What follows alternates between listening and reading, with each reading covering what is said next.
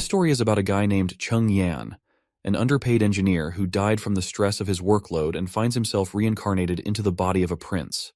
In this new world, witches exist with supernatural powers, and Chung Yan plans to use his engineering skills and the witch's powers to advance in this primitive society. His new life begins abruptly when he hears someone calling him to wake up. As he opens his eyes, he discovers himself seated on a chair, bewildered by his unfamiliar surroundings. He looks around and sees these oddly dressed ladies. When he looks in front, he sees an entire town gathered around what looks like an execution platform. Naturally, the poor guy's mind is blown by this bizarre scene. I mean, just a while ago, he was probably crunching numbers or drafting some blueprints, not dodging beheadings. Suddenly, a bald guy addresses him as Prince, and reminds him that the time for the execution has arrived and he has to announce his ruling soon. The boy remains clueless for a moment about what's happening, but when he focuses, memories of the body's previous owner flood his mind instantly. Apparently, he's the fourth prince of Grey Castle, known as Roland Wimbledon. He recalls his father assigning all his siblings to various territories under his control, with the promise that in 5 years, the one who governs best will inherit the kingship. But the boy faces a big problem. He's just an ordinary guy, while his siblings are a formidable bunch, giving them an edge in this competition. The first prince has exceptional martial skills. The second excels in finance. The third princess commands a strong following, and the fifth princess is highly intelligent. Meanwhile, Roland, as the fourth prince, seems to be only a waste of oxygen thus far, with no notable talents. To make matters worse, he's been assigned to a desolate border town, God-forsaken city, where streets are filled with filth and neglect. Here, he must interact with the locals and somehow turn this dismal place into a thriving territory. While feeling sorry for his situation, the old man reminds him once again to make his announcement quickly. That's when the boy realizes he has a witch to execute today. The crowd is restless, eager to witness the demise of this alleged witch, whom they believe to be a spawn of the devil and wholly deserving of death. The boy is shocked by the bullcrap spewed by these ragtag individuals and deeply disappointed by their uncivilized behavior, which infuriates him. In frustration, he flings the paper from the old man's hands away and with an annoyed expression, orders everyone to release the witch immediately. The crowd goes quiet, clearly unhappy with the prince's sudden decision. After seeing the public reaction, he lets out a tired sigh, saying he's beat and suggests they move the trial to another day. The old man tries to talk him around. Chief Knight Carter Lannis steps forward, urging him to think it over. He insists they must execute the witch right away to prevent other witches from trying to save her. The prince can't help but chuckle at the sight of this tough knight, built like a bull, looking so scared of witches. Our hero then starts to head down, casually pointing out that if more witches showed up, they could squash them all in one go. The knight has no clue how to handle this, and the scene shifts to the fourth prince's residence in Bordertown South Castle. Outside, the grumpy knight stands while our hero slams the door in his face. The prince lets out a sigh at first, but then suddenly freaks out because he hasn't dealt with this many people in his entire life. Even after his meaningless death, he's not complaining, because he is grateful for this second shot in life, and he's dead set on fully stepping into Prince Roland's shoes and getting to the bottom of things with the witch. The scene then shifts to the dungeon in the border town, where he's about to meet this witch despite all the warnings from his knights about the potential dangers ahead. The boy just laughs it off, poking fun at his chief knight for being scared like a coward of a little girl. But the knight nervously insists that witches are minions of the devil. Unfazed, our hero keeps on walking until he finally comes face to face with the supposed witch. The witch stands up and steps forward, and our hero starts to blush a bit at the sight of her beauty. But his noisy knight immediately butts in, telling the prince to back off from the witch. Our hero just casually puts a reassuring hand on the knight's shoulder and steps forward again, asking the girl her name. Once again, the annoying loudmouth interrupts before they can even exchange pleasantries. Finally fed up with the knight's constant yammering, our hero gives the shiny armored guy a gentle bonk on the head out of frustration and tells him to stay the heck away while he's talking. Turning back to the girl, our hero asks if she's cool with sharing her name. She decides to spill the beans. Turns out her old man was working in the mines when a cave-in trapped him. Some greedy miner tried to loot his stuff in the chaos. She rallied the neighbors to help free her dad, but her uncle had to throw down with that Baldy McShine. Just as he was about to finish her uncle off, she intervened. She extended her hand and unintentionally did something she never wanted to do. The man burned to crisp, leaving nothing but ashes. This was the day her neighbors labeled her the evil witch, even though she begged them not to spill her secret about witchcraft. And the worst part of this sob story is that her own dad ratted her out. Then this same old consultant guy shows up and suggests our hero just roast the lady before she pulls anything sketchy. But my guy tells him to chill because he's curious to see this witchcraft in action. The lady's baffled that someone actually wants her to unleash her powers, but our hero's all cool about it, pushing her to just go for it. She reminds him that her powers are blocked by this locket around her neck, and asks if he's really up for her taking it off, warning him she might cause chaos. But then he grabs the locket chain, breaks it, and tosses the locket away like it's nothing. "Show us your damn powers already," he tells her. And so, the fire starts to crackle around her, and this macabre dance of flames just leaves our hero's eyes wide open, and the entire prison cell lights up with the light. The prince freaks out while the woman casually strolls out after melting the prison bars. The knight bolts in the opposite direction, but our guy is just blown away by her fiery powers. Finally, he gets why his consultant said fire can't touch her, because she's basically fire herself. Once the flames die down, the former engineer in him sparks with a genius idea. He's not about to waste such epic magic without using it to revolutionize things. When she asks him to end her life because she's shown him what he wanted to see, he surprises her. He throws his coat over her burnt clothes and tells her she's hired. Prince Ronald, drawing on his past life knowledge, declares that she's essentially a perpetual motion machine, able to generate firepower seemingly out of nothing. However, not everyone shares the prince's visionary thinking. The consultant is utterly annoyed by Ronald's decision. He shouts, reminding him of the witch's ability to obliterate anyone with a mere gesture. Moreover, he warns that hiring her could attract the attention of the Witch Cooperation Association, potentially leading to their destruction. But Ronald dismisses the old man's concerns, instructing him to prepare a work contract.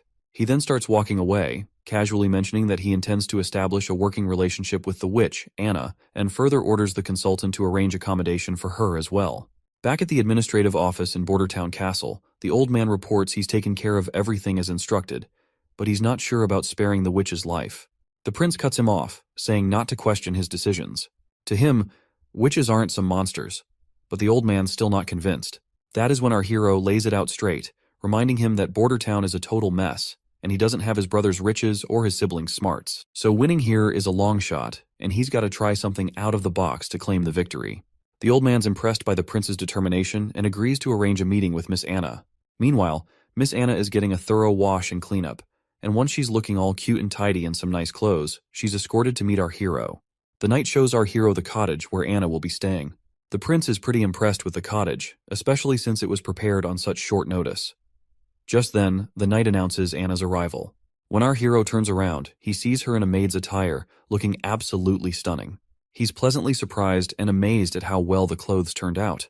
He asks her if she's comfortable in her new outfit. But instead of being happy, she starts a tirade, questioning why he's giving shelter to a murderer like her, someone tainted with evil and loathed by everyone. The prince surprises her by stating that he doesn't see things that way. He dismisses all the talk about evil witches and devil's powers as nonsense. He explains that people are just scared because they don't understand her significance to society. He extends his hand, telling her he accepts her despite her flaws. He promises to teach her how to use her powers for good and to make a positive impact on the world. Once inside the empty cottage, Anna immediately starts practicing, unleashing her fiery powers. However, as flames scatter around uncontrollably, our hero realizes teaching her magic control is going to be tougher than he thought. On top of that, there's the issue that every time she uses her powers, her clothes get incinerated, leaving her embarrassed and naked. Both of them feel awkward, but our hero is relieved he had prepared multiple sets of clothes ahead of time. Just then, the old man bursts in with urgent news. While gasping for breath, he shocks everyone by reporting that their patrols have spotted signs of demon activity months earlier than expected this year. Of course, our hero has no clue about these months of demons, and seeing everyone terrified only piques his curiosity further. The old man reveals to the clueless prince that every winter, after the first snowfall and when the sun sets, the gates of hell open in the Dragonspine Mountains. Bordertown isn't defensible, so everyone must flee to Longsong Fortress. However, the old man reassures him that his safety is their top priority. Curious, the boy asks if the old man has seen these gates of hell himself. The old man replies no, explaining that it's impossible for them to see such things. The Dragonspine Mountains are not only impassable, but also emit a foul miasma that affects anyone who gets too close, unless they've already fallen into the devil's grasp, meaning only witches can explore the area and see the gates of hell. The prince then wonders if the old man has ever encountered demons. Once again, the answer is no.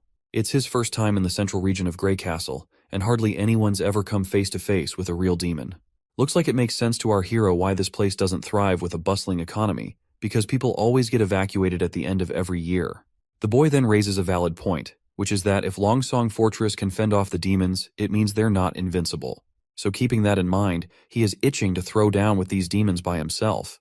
The old man is terrified by this plan and explains that Longsong Fortress has massive walls and Duke Rayon's elite troops stationed there.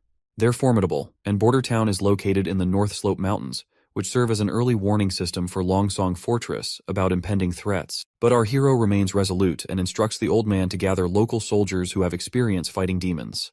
In the bright day under this gazebo, we see our duo having afternoon snacks, and while they are at it, the prince requests her to tell him something about months of demons. The lady immediately complies. Her tone gets somber as she describes the hellish experience of the months of demons.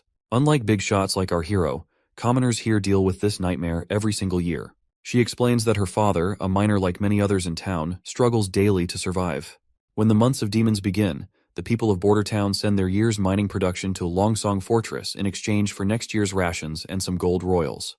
During this time, everyone takes shelter at Longsong Fortress until winter passes. One year, the months of demons lasted a brutal 4 months straight. City officials at Longsong Fortress said the ore they produced in autumn could only buy 3 months' worth of food.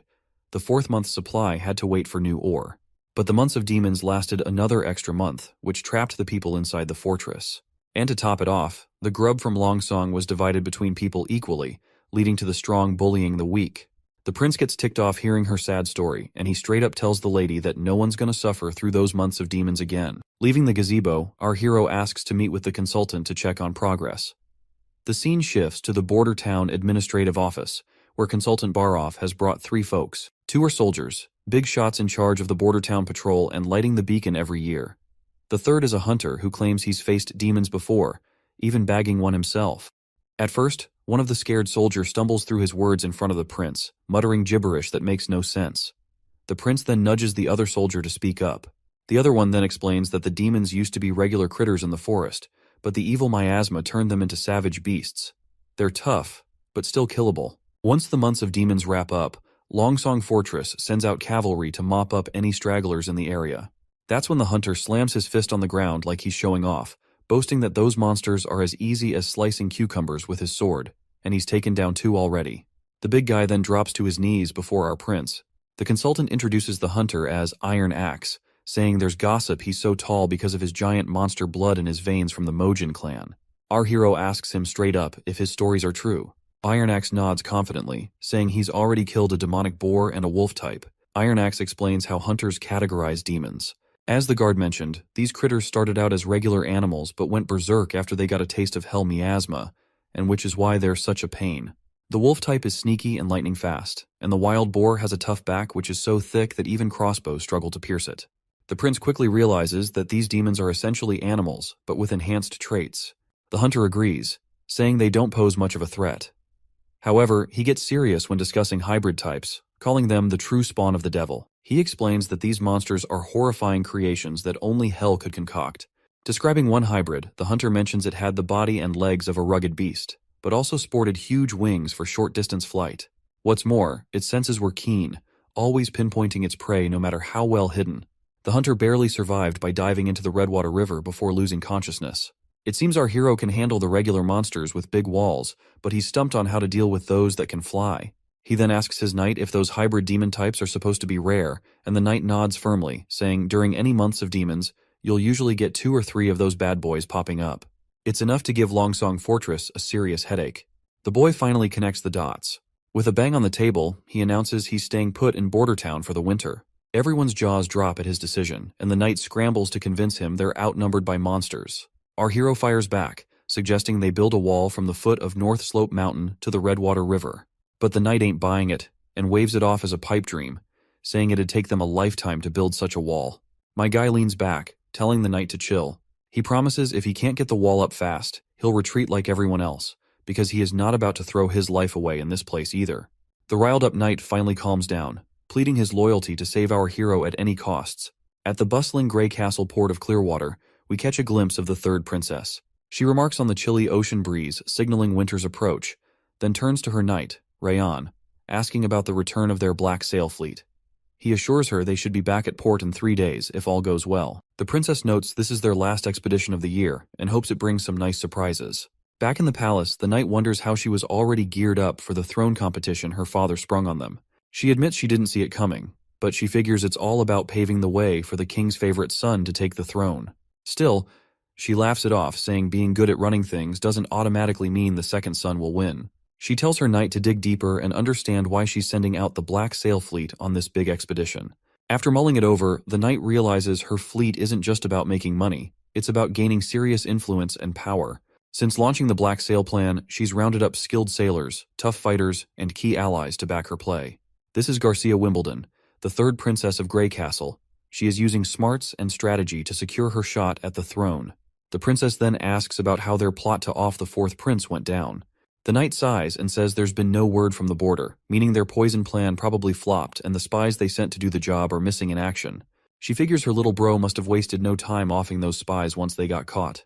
Looks like the poison actually did its job and killed the fourth prince, but our hero just happened to swap into his body, which is why they think their poison plan tanked. She's now planning to kill the hero once he seeks refuge in Longsong Fortress, and tells her knight to sit tight until then. She also snarks that since the poison didn't do squat, it means that Snake Enbies, who sold them that stuff, was lying about it being colorless and tasteless. And as punishment for deceiving the third princess, she suggests her knight to hang that liar immediately. It's quite funny how she's about to drop the hammer on their reliable poison guy, even though the fourth prince really did kick the bucket from that poison. The next scene shows us Anna setting in the landscape of greenery, and there we meet her teacher Carl, who asks her what she is reading today. Is it poetry, or perhaps history of their church? The girl greets her teacher, and before she can say anything, her innocent image shatters before his eyes. He is left staring with wide eyes, and the next scene takes him to a rowdy crowd accusing his disciple of being a witch and the reincarnation of the devil. Seeing her hanging there, he slaps his hands over his face, jolting awake in his office. Once he's finally awake, he breathes heavily, haunted by the vision of Anna's hanging. He believes that if even a pure-hearted girl like Anna could be called evil, then those greedy administrative officials of Grey Castle must be true demons, born from the depths of hell. He angrily expresses that if they hadn't switched to lower-quality stones just to save a few hundred gold, the theater would never have collapsed, and those innocent victims would still be alive. In his eyes, those corrupt individuals are the ones who truly deserve to be hanged for their heinous acts and corruption. Sadly, this country didn't administer proper punishment to them. Instead, the blame fell unfairly on innocent stonemasons, resulting in harsh taxes, rampant inequality, little rule of law, and even labeling a curious and innocent girl as a demon and sending her cruelly to the gallows. He appeals to God for help in punishing these deserving evil people. Suddenly, there's a knock on the door, and when he opens it, he finds one of his young students, Nana, looking really worried and anxious. The little girl timidly asks if she's going to end up like Anna, hanged. The man quickly reassures her with a pat on the head, promising to protect her no matter what. He strolls through town, thoughts swirling about how the powerful have mistreated the innocent while he stood by. Determined to act this time, he vows not to let another girl suffer like Anna did. His attention is then drawn to a commotion at the town square. People are gathered around the quest board, where they're reading a notice posted by the fourth prince. It calls for workers for construction jobs in the border areas, gravel workers, stonemasons, and more. The notice details everything the applicants need to know. The teacher's eyes widen in shock as he sees the notice signed and stamped with our hero's name. That's when he remembers our hero, the fourth prince. He's heard rumors about the prince having all sorts of unique ideas and a personality that's totally different from everyone else. The prince also doesn't seem to be a big fan of the church, which gives the teacher a bit of hope. But right now, he's worried that supporting Anna, who is a witch, might get him labeled as a witch sympathizer and land him on the gallows as well. He's banking on the idea that if the prince hates the church enough, maybe he also hates their strict laws. That's the only way he sees to protect other girls from facing the church's severe punishments for being witches. We're back with our hero again, and his knight is questioning him about the dimensions of the wall he plans to build. Our hero says it'll be 15 feet tall and 6 feet wide, enough for 4 people to stand side by side on top. The knight then mentions they'll need to dig a trench as deep as a person is tall to stabilize such a massive structure. With the wall being 15 feet tall and 6 feet wide at the top, the base width will need to be doubled for stability. Even with 350 craftsmen working simultaneously on digging and building, they can only promise to finish before next year's months of demons. The prince curiously asks what the main challenge will be, which is taking such a long time. The knight explains that the real issue lies in laying the wall itself. They'll have to carefully select and polish each rock to ensure they fit together properly. Otherwise, the wall won't hold up well. The prince decides to move ahead with his knight's plan to dig the trench and build the wall at the same time. When it comes to laying the wall, he reassures his knight and reveals about Grey Castle's alchemy workshop producing a new thing called cement, which is bound to impress everyone. Naturally, the knight is all ears, because he has never heard of something known as cement in his entire life. In the next scene, we're outside the cement kiln room at Border Town, where we see both of them standing outside of the cottage. The prince explains to us that making cement is pretty straightforward because the raw materials are plentiful here. But the real trick lies in getting the calcination temperature just right. Sadly, he can't recall the exact temperature needed, and there's no way to measure it precisely in this world. Suddenly, the cottage door swings open, revealing Anna. Before the prince steps inside, our hero tells his knight to hang back. It's clear that the prince is using Anna's witch powers to create his cement, and she seems perfectly suited for the task. Before she heads out fully naked, our hero hands over his coat to her once more, and once she is out of the cottage, she eagerly expresses that she has done as her prince had asked of her. Inside, we find a heap of cement on the floor. The boy quickly checks the product to see if their experiment paid off, and decides to give it a try before producing at mass scale. Curiously, Anna asks where he plans to use the cement. The boy explains it can be used for building homes, bridges, roads, and more. He highlights how it will protect them from natural disasters like rain, heat, or snow that could otherwise damage their homes. He gives all the credit for the success of making the cement to Anna, recognizing her crucial role.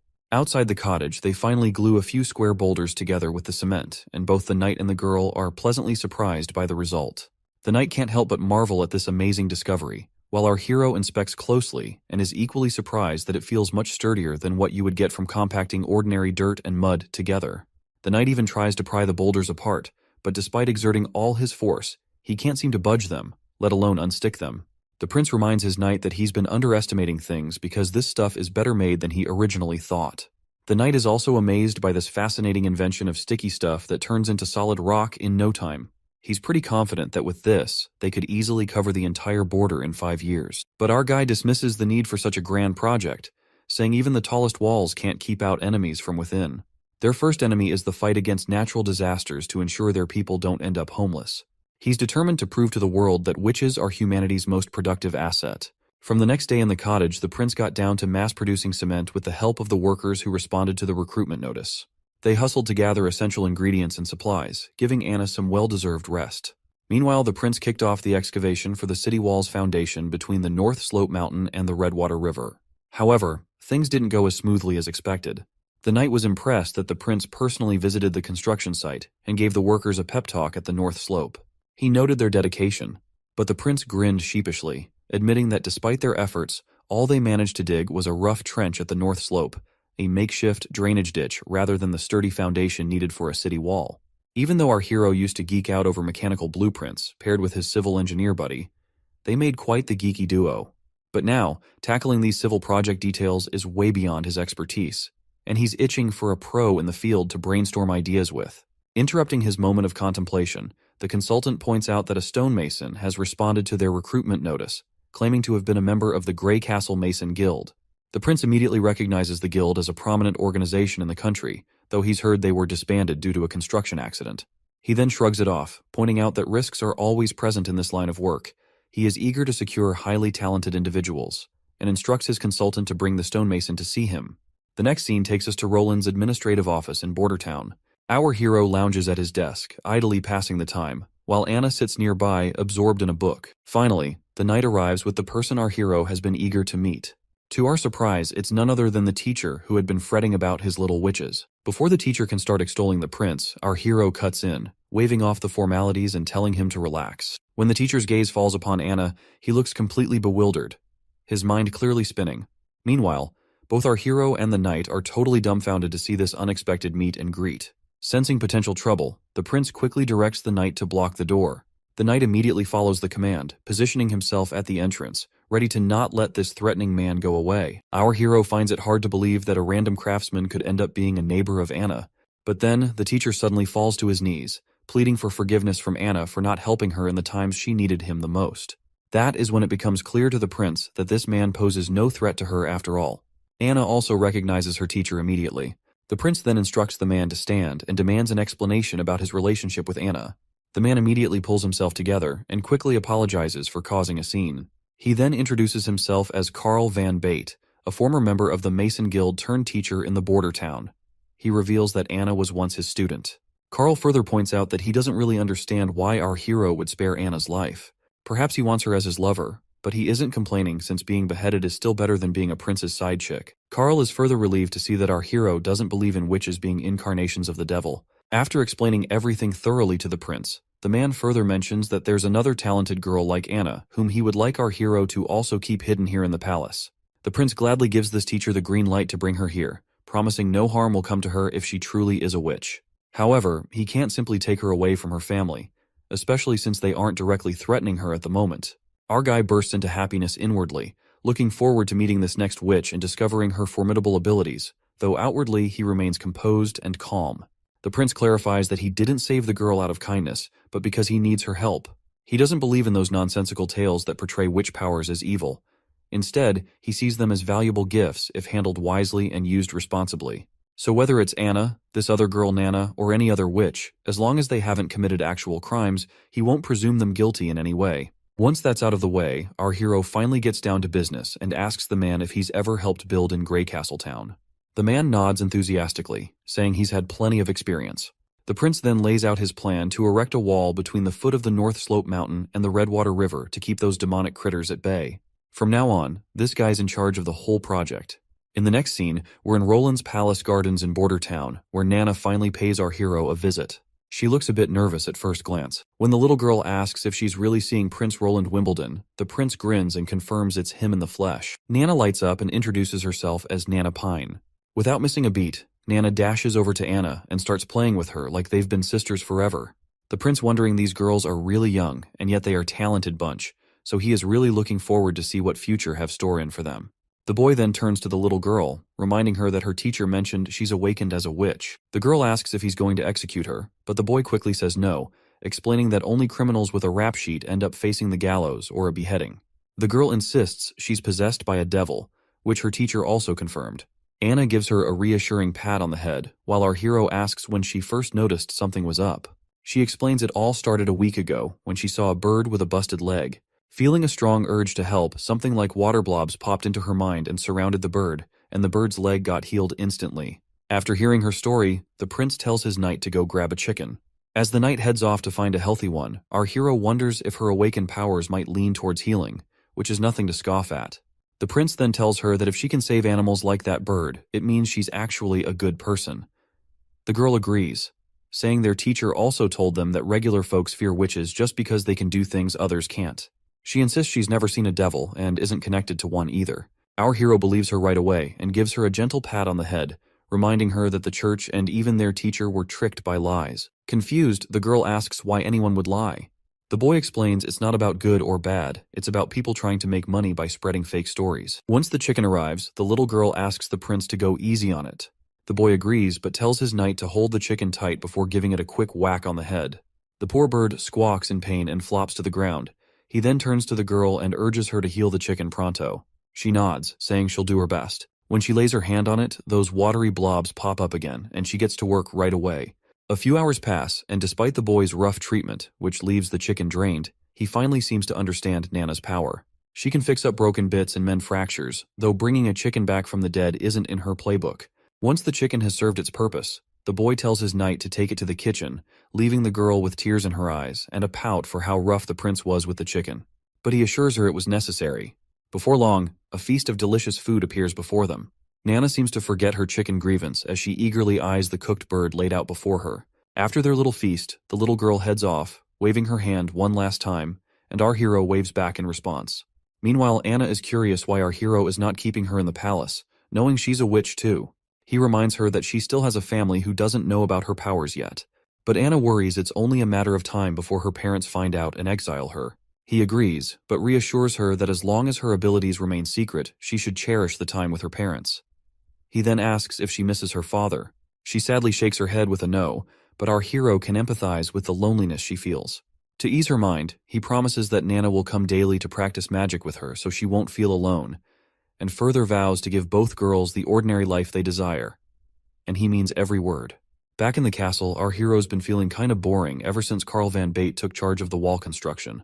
He's taken to having a tea party every afternoon while teaching the girls how to work their magic. Every now and then, he checks on the city wall's progress at the foot of the North Slope Mountain, always impressed by how much better it's going than expected. But then, the consultant shows up with some not-so-great news. He points out that hiring all those craftsmen and laborers has been super expensive, and all that cash is coming straight out of our hero's pocket. At this rate, the steward's worried they won't have enough money left by spring. Our hero officially starts to panic, realizing that he is freaking screwed. A moment later, while he's brainstorming ideas to get out of this financial mess, the old man finds it strange how much the prince has changed lately, as if he's become a completely different person. Back in the day, this guy knew nothing but the pleasures of life, and the only reason this old man sticks with our hero is because the king has promised him the position of Minister of Finance once the throne competition is over. When he first rolled into Border Town, he wasn't planning on running the place, nor was he gunning for the throne. He let down all the nobles and dumped all the responsibilities on the old man's lap. But ever since he rescued that witch, the prince has done a complete 180. The prince is now handling things with more thought and dealing with stuff like it's his second nature. He even talks to the old man in this grown-up tone that's seriously creeping the old dude out, making him wonder if the prince got possessed by a devil or something. But the old man brushes it off, saying if the prince were really possessed, he wouldn't have casually snagged that godforsaken retribution locket. Cut to the scene back at the port in Border Town. Two nobles and this redhead guy, who looks like some ambassador, are shooting the breeze. The guy in glasses reminds the ambassador they last swung by a year ago and gripes that the town's still a desolate pile of rocks. The redhead pipes up, correcting him that it was just 6 months back. He mentions how every season Duke randomly sends someone new here. He remembers visiting last summer, when besides rocks, there were all kinds of fancy furs floating around. When he is about to spill something juicy, he decides to keep it under wraps for some reason, and instead, he focuses on Border Town's potential. He suggests that although it's currently just a fortress outpost, if they set up a solid defense line here, all the land between Border Town and the fortress could be put to good use. Suddenly, the guy in glasses freaks out, pointing out that the stockpile is empty and Border Town was supposed to have their ore ready today. Looks like these visitors are here to collect ore before the demon months hit, offering shelter for the Border Town in return. The ambassador sighs and decides to take the problem to our hero. They ride back on their horses. The guy with purple hair wonders if Border Town found a new trade partner, or already sold their ore to Willowtown or Fallen Dragon Ridge. He's pretty sure it's the fourth prince's doing, who is our hero by the way.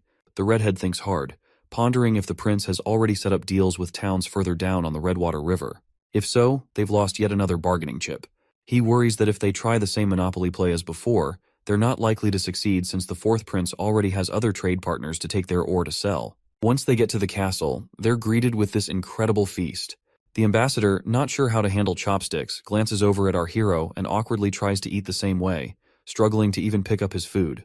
As his food flies off the chopsticks, the ambassador feels embarrassed, while the prince casually mentions that these sticks are easier and cheaper to make compared to forks, and once he introduces them to his town people, no one will have to worry about getting sick from eating with their bare hands. As the sun starts to dip, casting a golden glow over the castle, the prince is about to enjoy desserts after their impromptu dinner. Finally, the ambassador brings up the reason for their visit, pointing out that they came to collect ore as usual, only to find none at the dockyard this time. That's when our hero drops the bad news. There was a landslide at the North Slope Mountain recently. They've been trying to clear the rubble and resume production this month, but it looks like the mine won't reopen until sometime next year. The ambassador then asks about the production from previous months. Our hero simply shrugs and says it was lower than usual, barely enough to keep everyone fed. He adds that even if they manage to scrape together enough ore, it won't buy more than 2 months' worth of wheat. So, he suggests they totally revamp their deal. The ambassador looks worried and tries to reel our hero back in, apologizing for past screw-ups. He proposes that the 6 noble families of the fortress pool together to lend enough food for 1 month, promising they'll pay it back next year. But our hero isn't having it. He flat out says if they sell the ore to Willowtown, they won't owe anyone a thing. And here's the twist. The Willowtown is offering gold dragon coins in exchange for their ore. Plus, they're ready to trade wheat, cheese, bread, and honey, all at fair prices. Anything you can buy with gold dragons, they're happy to sell. Compared to dealing with Longsong Fortress, this new setup makes way more sense for the border town. Our hero asks the ambassador another question, pointing out if he even has enough influence to make that decision on behalf of the other families willing to lend 1 month's worth of food. Our hero quickly catches on that the ambassador is a member of the honeysuckle family, with this emblem being a dead giveaway. The prince acknowledges that the ambassador might be from one of the 6 families, but questions whether he can really convince Duke Ryan and the others to agree, or if he can guarantee it. Looks like our hero is hitting the nail on the head as the ambassador's face turns sour like a lemon. The scene flashes back to when the ambassador tried to reason with his father, arguing that the new ruler of Border Town, the 4th prince, definitely wouldn't agree to exchange his minerals and gemstones for some food and bread. He suggested buying from them at 30% under the market price, as they could still make substantial profits. But this bald machismo of a father confidently brushed off the concern, saying the sloth-like 4th prince would never handle Border Town's trade affairs. He believed they could continue swindling border towns' resources for mere bread and shelter. In the present moment, the redhead ambassador, after thinking it through, realizes our hero has a point. He couldn't even convince his own father, but still wants to try his best. So, the redhead takes the plunge and offers to buy the ore and gemstones from Border Town at 30% below market price. The ambassador is confident his offer must be higher than what Willowtown is proposing. He emphasizes that Willowtown is far away, making it difficult to seek shelter during the demon months, which is why Longsong Fortress is the best option for shelter. The ambassador starts to mention the bad roads leading to Willowtown, but stops himself mid-sentence. Curious, our hero urges him to finish his thought. The redhead points out the dangers that could easily spring up along that road. The ambassador realizes he may have inadvertently issued a threat to a prince and starts panicking internally. Our hero just chuckles, dispelling the redhead's confusion, and explains that he never intended to seek refuge in Willowtown in the first place. That bombshell catches the redhead off guard, and he really throws the ambassador for a loop by making it crystal clear he's not going anywhere, not to Longsong Fortress or anywhere else. The prince goes on to explain that Border Town isn't just going to be some outpost anymore. It's going to be a full-fledged part of Grey Castle Kingdom. He's pumped to show off the brand new city walls stretching all the way from the North Slope Mountains to the Redwater River. The redhead's jaw practically hits the floor, and he double-checks with our hero if he heard right. The boy nods firmly, stressing they're putting up this wall right here in Border Town to keep those demons at bay. The redhead's mind flashes back to some fancy banquet where nobles were roasting our prince for starting construction projects just as the demon months were rolling in. Everyone had a good laugh at what they thought was our hero's cluelessness. At first, the redhead figured it was all just rich folks teasing each other for kicks. He never imagined our prince was serious about this whole wall thing. What's really mind-boggling is how our prince, known for chasing pleasure and not much else, is suddenly taking charge of something so massive. The redhead, freaking out a bit, assures our hero that once he's back at the fortress, he'll try to hash things out with the 6 noble families, hoping it'll all swing in our hero's favor. Now it's smack dab in the middle of the night, and our hero's feeling bummed that nightlife in this backwoods world is non-existent. People here hit the bed early unless they're up for clapping some cheeks. Even though he could easily bring someone over to liven up his night, he's got morals and won't stoop to anything sketchy. Out of the blue, someone sneaks up on our hero from behind. He spins around to find a woman in a robe singing his praises for handling the ambassador with brains, hinting the prince isn't all about the party life after all. Turns out she's an assassin, but our hero doesn't waste a second before trying to dash out of the room. The woman throws her dagger, stopping him in his tracks, and reassures him she's only here to chat, telling him to chill out and not panic. The boy stops dead in his tracks, especially with that sharp dagger staring him down, and asks the lady who she might be. She drops the bomb that she has no name but goes by Nightingale, a nickname her sisters gave her for some weird reason. She's surprisingly grateful for our hero's recent care towards witches. When the prince takes a closer look, he notices an emblem similar to the one the old man showed him, which belonged to the Witch Association. The lady gives him props again for his sharp mind, while our hero presses on, asking if she's here for Anna. He admits he has no clue how she knows about Anna, but still reassures the women that she is still alive. The lady nods, saying she already knows that much, and points out that even if she was killed, the Witch Association wouldn't appreciate meddling in politics by killing a prince just because a witch was killed. But she's quick to warn him not to underestimate them. The boy reassures her once again that Anna's doing well. The woman casually replies she already knows, and she's also aware of the other girl named Nana. Then she gives him the creeps by casually dropping that she's been spying on him for the past 2 weeks, keeping tabs on his every move, which really gets under our hero's skin. Because let's face it, this idiot did not have a single clue if he is being spied on. She gestures for our hero to come closer, assuring him she has no intention of harming him. Reluctantly, the boy sits before her, sensing no ill intentions. But then the woman gets uncomfortably close. Noting he's different because he shows no fear towards her or any other witches, she inches even closer. The prince steps back, half-jokingly telling her to keep it PG, not wanting YouTube to slap age restrictions on the video. The lady finally withdraws her hand and gets straight to the point that she's here to take Anna and Nana. The boy immediately refuses without hesitation, insisting they're happy here and safe under his watch. But the lady argues they'd be safer with the Witch Association, where they will be treated like family by every member. But the boy keeps pressing on, noting that the Witch Association doesn't even have a fixed place to call home. He mentions how his soldiers stumbled upon one of their camps hidden in a forest about a month ago, and the tracks led north. However, in that direction, there are only endless mountains. The lady defends their choice, saying they're based in desolate mountains to stay safe from outsiders and dangers. But the boy isn't convinced, bringing up the lack of basic necessities there that would make life difficult for the girls. He also remembers what the old man told him about the association's goal, which is to gather all witches and find the holy mountains, where witches can truly be safe. He asks if the lady has the same goal in mind. Cryptically, the lady responds that she can't give him an answer. This annoys the boy further, as he insists he won't let the girls live in such barren lands where only demons could thrive. That's when a light bulb goes off in his head, catching the lady totally off guard with what he says next. He invites the entire witch association to come to Border Town for the winter, looking all pleased with himself as he tries to convince her it won't be much trouble to wait until winter passes. The lady reminds him that while the prince may not fear witches, the townsfolk will likely freak out. Plus, the church will pounce the moment they catch wind that witches are staying in Border Town.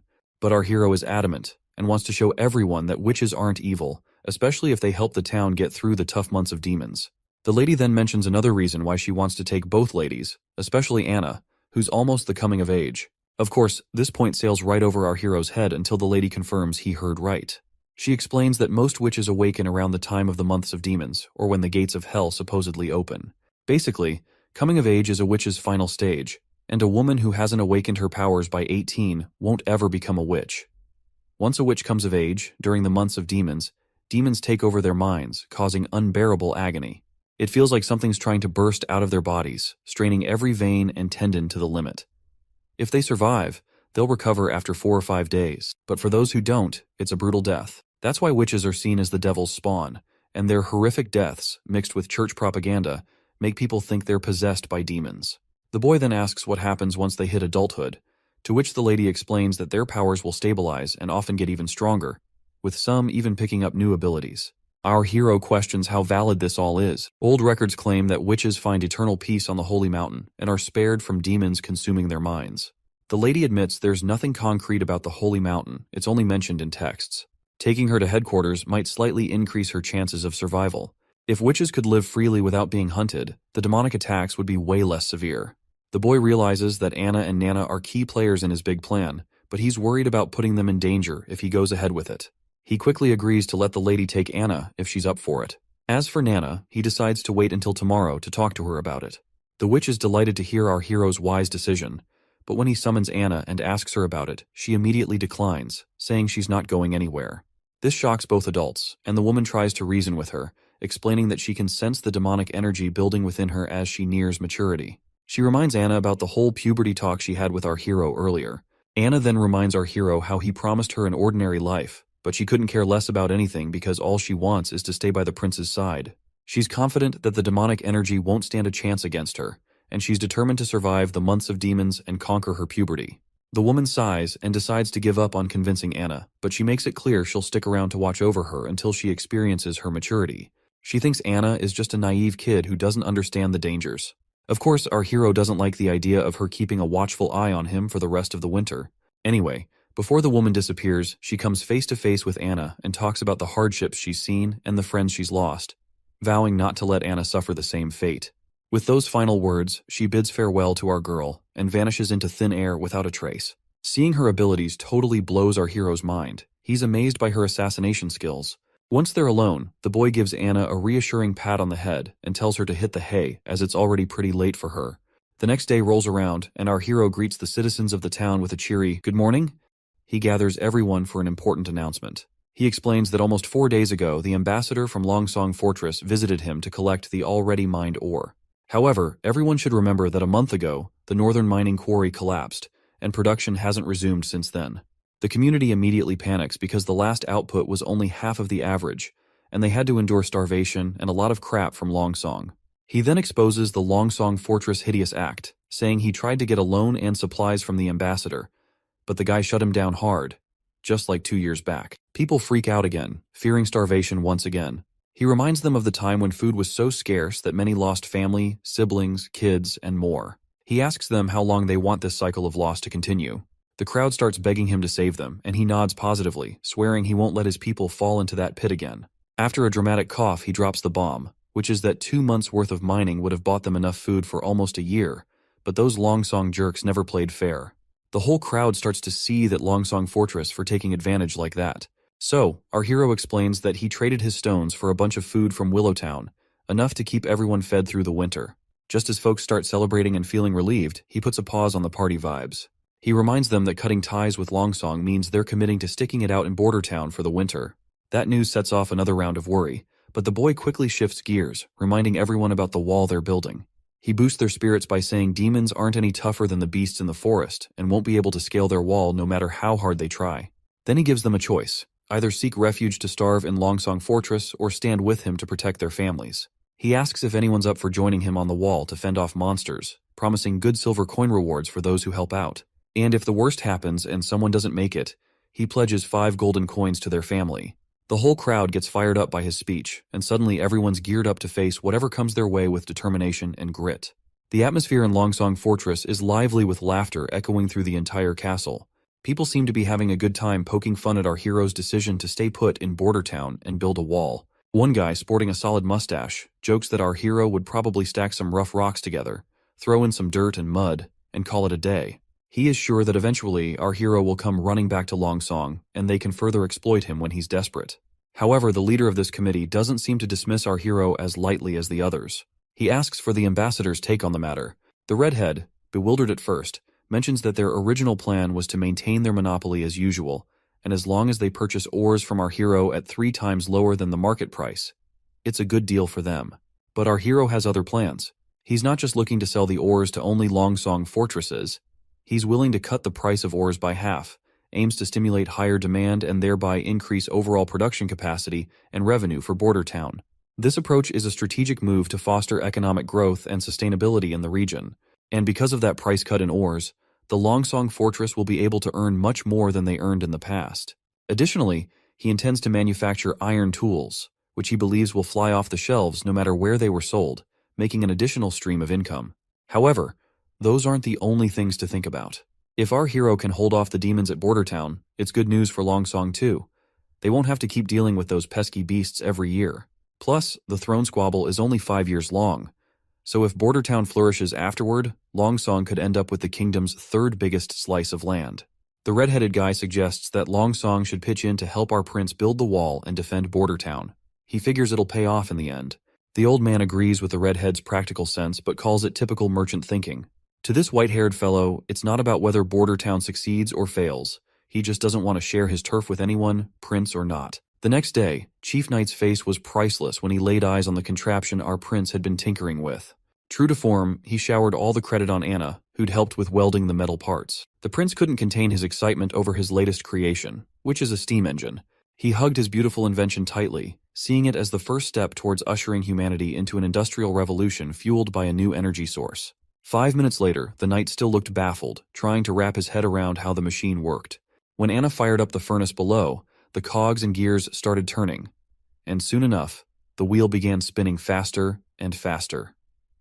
Watching the mechanical parts move left, the knight completely awestruck. It was his first glimpse of the natural power the prince had been talking about, which is a force equal to the strength of 10 knights combined, and this innovation promised to save a ton of manual and animal labor. Training a knight took 15 years, but building a contraption like this stove only took 3 days. The knight found it fascinating that it didn't need feeding, didn't care about weather, and was impervious to arrows or blades. Seeing this, he started to wonder if traditional knights were even necessary in a world with such machines. The boy was totally stoked to see his farming game jump forward by a few hundred years. Later that night, our hero swung open his bedroom door and found the assassin lady once again, deep into studying the blueprints he'd made. He gave her a bit of a hard time for spying on him and just waltzing into his room unannounced. But the lady just chuckles, pointing out how the 4th prince was rumored to be a total flop with a lousy personality, yet his inventions were master class. She wondered if those blueprints were for the stove he'd cooked up recently, but the boy was feeling kinda down and out, watching her toy with his secret plans he had kept locked up tight in his office. Seeing her impressed, he attributes all of the credit to Anna once again, and explains that the machine could be used for anything needing a lot of muscle, like getting stuff around or making stuff. The lady smiles upon hearing this, and lets our boy know that she'll be keeping these blueprints, since there are many witches in the association who can make good use of firepower. As she tucks them into her robe, the idiot's eyes accidentally drift over her cleavage, and he stumbles over his words in embarrassment, telling her he didn't give permission for that. She just smirks and says she already has something as payment, tossing a document at him she pulled from her chest. The boy eagerly grabbed it and tore it open, only to find it addressed to his servant Tyre. The letter sternly instructed Tyre not to repeat the same mistake and was ordered to eliminate the prince during the months of demons. The boy's mind races, recalling how Prince Roland used to exploit her whenever he could, and our hero feels deeply unsettled by these memories. The woman then tells him she snatched it from one of the pigeons, mentioning there wasn't any signature on the letter, but she thinks it might have been sent by one of his siblings. So she asks if he's cool with her digging deeper to find out who's behind these orders. He gives her the go-ahead, and she strikes a respectful pose, saying she'll be taking the blueprints as payment. The next day, he's still hung up on last night's letter when the knight shows up. The guy drops to his knees and spills that Tyre kicked the bucket last night. Apparently, she took a tumble from her balcony, and there weren't any signs of a struggle, and the guards swear they didn't see anyone come or go. The boy's visibly bummed out and tells the knight to have the head servant handle the situation. Once the knight had left the room, our hero called the assassin lady back, and she showed up right on cue. She quickly spilled the beans that the servant had killed herself the moment she laid eyes on her. The boy couldn't hide his disappointment, muttering that he figured she'd know how to handle such things. The lady countered, saying she had tied Tyre with ropes up tight, but the wily servant had stashed poison in her fake tooth, and once she died out of poison, she threw the servant from the balcony to make it look like an accident. Even though her interrogation had hit a dead end, she whipped out another note from her cleavage and revealed that this is what she found out in her apartment. With a sly grin, she points out that the sender called Tyre Big Sister and mentioned a seaside view a lot. She hints that there's a chance the third princess from Clearwater Port might be the one pulling the strings. She suspects Princess Garcia Wimbledon might be holding Tyre's family hostage, using her as a pawn to eliminate our hero. Judging by how Tyre chose to end things, it seems she was trained for years before being assigned here. The boy feels deeply disappointed that his own siblings are so quick to eliminate each other for the crown. Suddenly, the woman leans in close to our hero's ear and whispers that she has to go because someone is coming their way. The boy blushes a bit, maybe catching a peek of her assets straining against her shirt, before she disappears into thin air. Just then, the old consul shows up with some good news. A bunch of folks have volunteered to take on the demons during the demon months. This puts a big grin on the prince's face, and he decides he needs to go see it all for himself. But before heading there, the old man genuinely asks if he really intends to have these regular folks go up against the demons. Once outside, our hero also feels bummed out and sees that the consultant's worries were legit. These people don't look like fighters. They seem more like street thugs. On the other hand, the knight is all gung-ho about how he picked these folks based on what our hero wanted. But looking at these poor souls with their frail bodies, it's clear this knight totally missed the mark. The prince just facepalms himself, and it seems like our hero expected a lot from people who barely scrape by. Even the consultant suggests considering other recruits instead of these commoners. But our hero seems dead set on using them anyway, as if he has cracked the code already. Our hero believes that it's all about people power when it comes to building a strong army, whether they're wielding medieval swords or modern tech. The knight suggests starting sword training tomorrow, but our hero waves it off. Instead, he tells the knight to group them up, then hits the jogging trail. He also tells him to bring that iron axe hunter from earlier in tow, and suggests the knight to sit tight and enjoy the show. By noon, the hunters joined our hero's cause. But the knight's not exactly thrilled with this new training approach. Coming from a family steeped in warrior tradition, he doesn't get why these folks are getting rewarded with eggs just for standing around all morning, especially since eggs are pricey as hell. Once again, our hero tells him to chill and enjoy the show.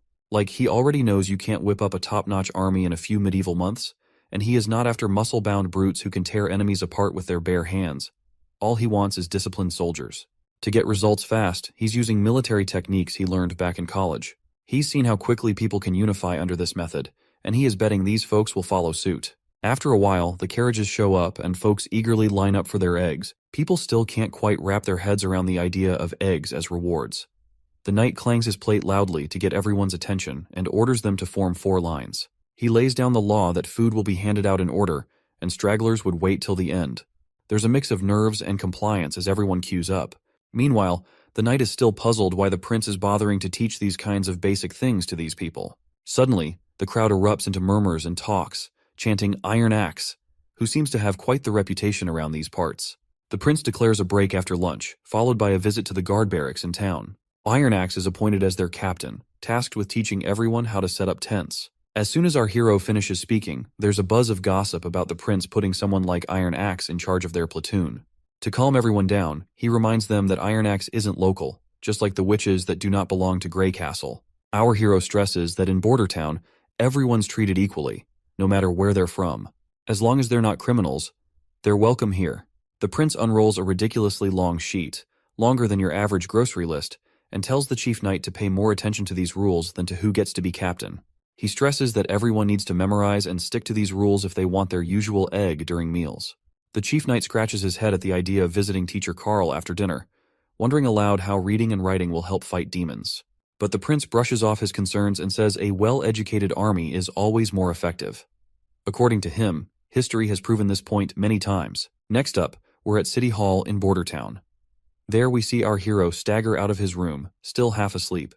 Suddenly, Nightingale pops up out of nowhere and teases him about his newfound habit of sleeping a lot lately. It seems she has also helped herself by eating some of our hero's breakfast. Of course, the boy does not seem to be really happy to see her eating his breakfast and coming inside without his permission. He then starts wondering aloud if she was never taught to be more subtle around royalty. As he takes his seat, the lady adopts a respectful posture and asks if she's being polite enough. Then she casually mentions she knows the prince isn't into all that fancy, unnecessary politeness. The boy finds himself startled to see that she seems to know what he exactly prefers. He sighs and tells her to just eat the whole breakfast so he can at least ask for another serving. She dives into the food while the prince starts flipping through his new blueprints. The lady then curiously asks why he's been ordering so much ice-ons lately, because it's already dead of the winter, and if our hero wants to make his whiskey cool, he can simply put his drink outside. Seeing his wide-open order book, Prince Ronald realizes that she must have seen everything he has been ordering lately. So, he spills the beans that he's trying to make cheese. And to do that, he needs things to stay below freezing. While the girl praises our hero for his clever ideas, inside our hero's mind, we discover he just fed her a lie about making cheese, because he is making something even more confidential, which he does not want to disclose to her, because he doesn't fully trust her like he does with Anna and Nana. He wants to gather more intel about her before revealing his true secrets. He is apparently focused on developing guns, which are easier to make than steam engines. He fears that if anyone discovers his methods, it could seriously derail his ambitious plans. Also, the ice-ons he ordered is basically known as saltpeter, a substance wealthy folks use to cool drinks in summer. And this name, ice-ons, is just a fancy name given by the nobles. But what's crucial is that saltpeter is a key ingredient in making gunpowder, adding another layer of secrecy to his activities. The boy then changes the conversation by asking if witches train assassins as well, aside from searching for the Holy Mountain. The lady mentions that they're a group of oddballs who came together because of their dream of finding the Holy Mountain, and she only joined the Witch Cooperation Association about 2 years ago. Hearing this, the boy asks if she worked for someone else before joining the association, and wonders if there are people who accept witches. Putting down her plate, the lady laughs at the idea, calling it ridiculous. Sadly, she reveals that if her previous owner had known she had become a witch, he wouldn't have let her through the front door. Furthermore, she admits that if she hadn't been useful to him later on, he would have disposed of her quietly and quickly.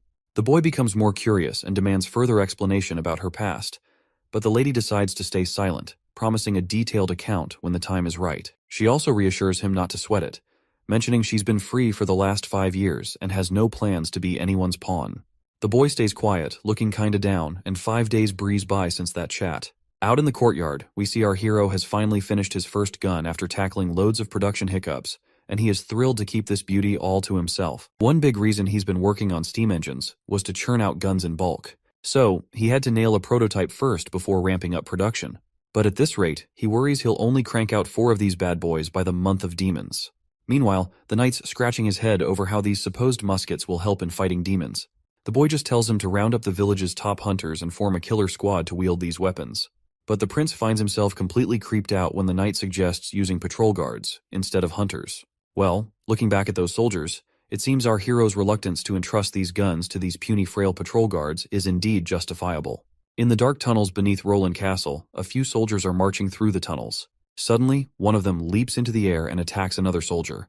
The scar-faced soldier tells this thin mustache to surrender or face the same fate as his friend Greymutt. As the thin mustache soldier recalls his fallen friend, he becomes even more riled up, vowing never to let these hooligans set foot in the castle. With a surge of strength, he flings the scar-faced man back, causing his sword to fly off.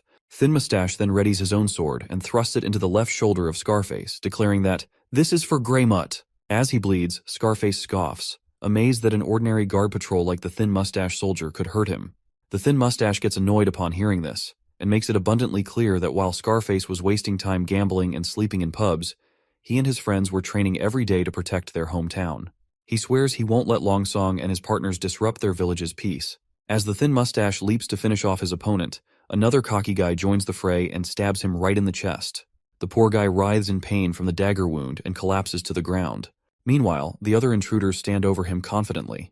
Surprisingly, the Thin Mustache manages to pull the dagger out of his chest, despite the agony, and in a swift move, he throws it toward a nearby torch. The dagger shatters the torch, extinguishing the flame and plunging the area into darkness. Up in the castle's food storage, the thin mustache hides himself in one of the bins. He's certain these infiltrators are here to attack the food supplies. If they succeed in spoiling all the food, the border town will have no choice but to evacuate to Longsong Fortress. The soldier starts feeling disappointed in himself for not being able to protect a vital food bank while their prince is busting his butt for this town's progress. All of a sudden, his face goes terrified as the door behind him swings open, revealing those rowdy soldiers once again. One of the intruders grabs the soldier by the collar and throws him to the ground, telling him to quit running and surrender to Duke Ryan's demands. In case you forgot who Duke Ryan is, he's that white-haired guy who doesn't want our hero anywhere near his territory. The soldier stands his ground despite the threat, boldly stating that his prince will definitely foil Duke Ryan's plans. The intruders just scoff at the idea, laughing off the prince's abilities. Then, the leader tells his lackeys to take out the soldier and mess up the food while they're at it. Without hesitation, a lackey smacks the thin mustache guy hard on the head. Before losing his consciousness, the poor soldier wonders if this is how he will meet his end. But it seems fate has other plans, as Nightingale suddenly arrives on the scene. She questions the intruders if they're enjoying themselves in someone else's territory, but warns them their party is about to get shut down real quick. The intruders demand to know who she thinks she is. Nightingale coolly replies she's just a local from the border town. She questions why these clowns are here and suggests they look like sewer rats creeping out of the drains. Looks like those intruders do not realize how deep in shit they are, and their leader tells his crew to just take down this mysterious lady. But she just smiles, and in a flash, she swings her hand, and suddenly bodies are hitting the floor. Our soldier watches with bleary eyes as this mystery person swiftly takes out the intruders. Before he can even figure out who she is, he drifts off into unconsciousness. The next day rolls around, and we find the intruders' bodies scattered in the food storage. The knight inspecting the scene is scratching his head. He's trying to piece together who could have taken out these guys. He knows the thin mustache guy couldn't have done it with his injuries. The most likely scenario is some outsider jumped in without needing any backup. Their moves were so slick, the enemies didn't stand a chance. And there's no mess left behind. No blood or barrels knocked over. Not even a scratch in the place. Suddenly, he's thinking there must be someone with serious sword skills around. He starts feeling proud of his clan's history and their knack for knightly arts. The soldier gives his report. The autopsies are done, and they've identified the corpses.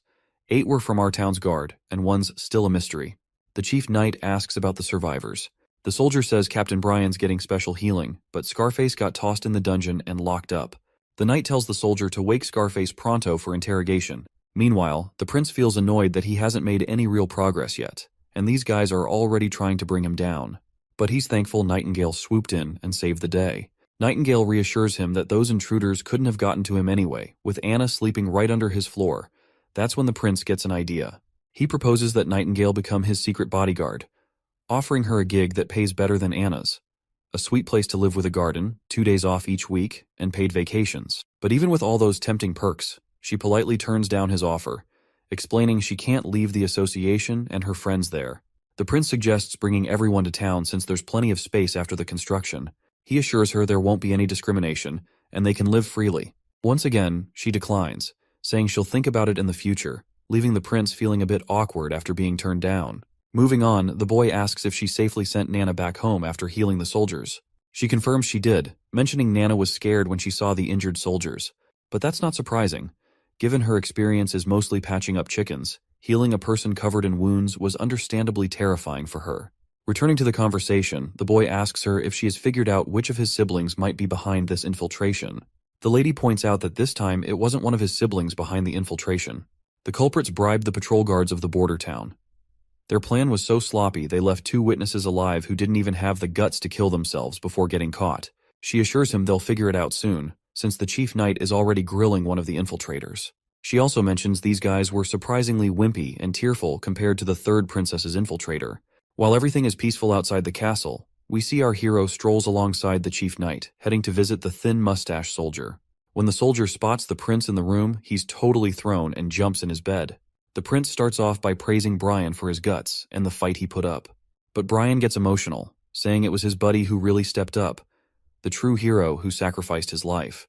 But the prince reassures the soldier, saying his friend's funeral will give him the recognition he deserves for his bravery. As for Scarface, he's getting the full punishment. He's set to hang in 3 days, and the prince hopes Brian will be well enough to see it happen. Thin Mustache then mentions Scarface supposedly has noble blood, hinting it might stir up trouble with Longsong Fortress. The prince brushes it off, explaining Scarface might have noble lineage from the Elk family, but he's got no titles or land. Besides, he tried to burn down all of Bordertown's food, causing a huge mess that can't just be ignored. With reassurances that someone else will handle patrols, the prince tells Thin Mustache to rest up. In the coming month of demons, he promises to honor him as a brave knight of the prince. Next, we're up on the city wall where the new recruits are getting trained hard by Hunter Iron Axe. Iron Axe suddenly grabs everyone's attention, and they snap to attention because the prince is here for an inspection. But it seems our prince has no clue what he's supposed to say during this inspection. He awkwardly starts walking up to a random soldier and decides to ask about their daily routine.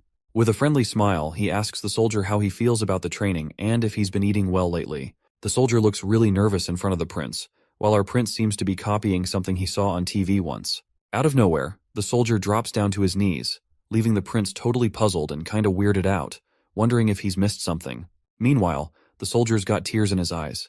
Not just him, but everyone's really moved that the prince came to check on them personally. The boy reaches out and tells the soldier to get back on his feet. It looks like all those good meals our hero fed them have really perked up the soldiers. Then the prince reminds everyone they can speak up if they have suggestions or complaints, and promises to make sure everyone gets enough to eat. Out of the blue, that shy kid from earlier pipes up. He says there aren't enough soldiers in their civilian army, and with the way they're training, he's worried they won't stand a chance against the demons when they attack. Whispers and murmurs start buzzing around, everyone thinking the same thing, and wonders if the prince plans to hire mercenaries to fight off demons. But our hero cuts them off with a hand gesture, and with a big grin, he asks the soldier for his name.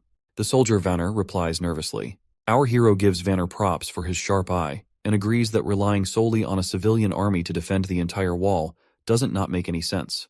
However, he points out that demons are just mutated animals and beasts, not as smart as humans, and Iron Axe has proven this by taking on those monsters directly. Iron Axe nods in agreement, saying those creatures are exactly as the prince described, but he admits hybrids are a whole different ballgame, posing a tougher challenge altogether. The prince comes up with this idea to strategically place fences, ditches, and hills to guide the dumb beasts into traps they set up. He figures it'll work since these creatures are pretty simple-minded. Iron Axe still seems worried about getting too close to these beasts. He says spears and bows won't cut it against them if push comes to shove. Our hero smirks and agrees, knowing traditional weapons won't do the trick. That's why he's cooked up these new weapons that are more dependable than a whole squad of armored knights. The crowd's buzzing to see these new toys. We're out on the testing grounds, and suddenly there's this massive explosion that rattles the whole place. Our hero's over the moon that his gunpowder invention worked like a charm, but the others are just freaking out. Iron Axe even mutters something about this explosion being God's wrath. The explosion blows a big hole in the ground and even takes out the test rabbits in the process. The prince tells everyone to get up close and examine everything to gather test data. Our hero is pumped that they can create such a powerful weapon just by mixing a bunch of elements in the right ratio. With everything wiped out by the blast, the hunter suggests they wouldn't have to worry about monsters if they had this bad boy doing its job. But the prince reminds them they won't have enough gunpowder before the month of demons. Still, he's excited they can work around it, relying mainly on guns and crossbows, while keeping the gunpowder as their trump cards. In the next scene, Nightingale paints how the world looks to her, just black and white, with no clear boundaries. She navigates through paths that defy normal limits by shifting her perspective. Up, down, left, and right aren't fixed. They collide, break away, or overlap. Moving along these ever-shifting lines gives her a bird's-eye view, letting her swing through anything. Other than the black and white, she can also see some other colors as well. For example, witches are the essence of magic, and she can sense the magic flowing and fading within their bodies. In this world, only witches hold something truly amazing, and Anna's magic stands out with its vibrant, rich colors. Suddenly, Anna calls her out, and Nightingale appears back in the real world. When Anna asks what Nightingale was doing here, Nightingale smoothly changes the subject, mentioning she brought some fish cakes. Anna's face lights up with delight at the sight of these treats, but Nightingale hesitates, saying she needs to wash her hands first. Instead of water, Anna just uses her fiery powers to cleanse her hands, which impresses the women big time.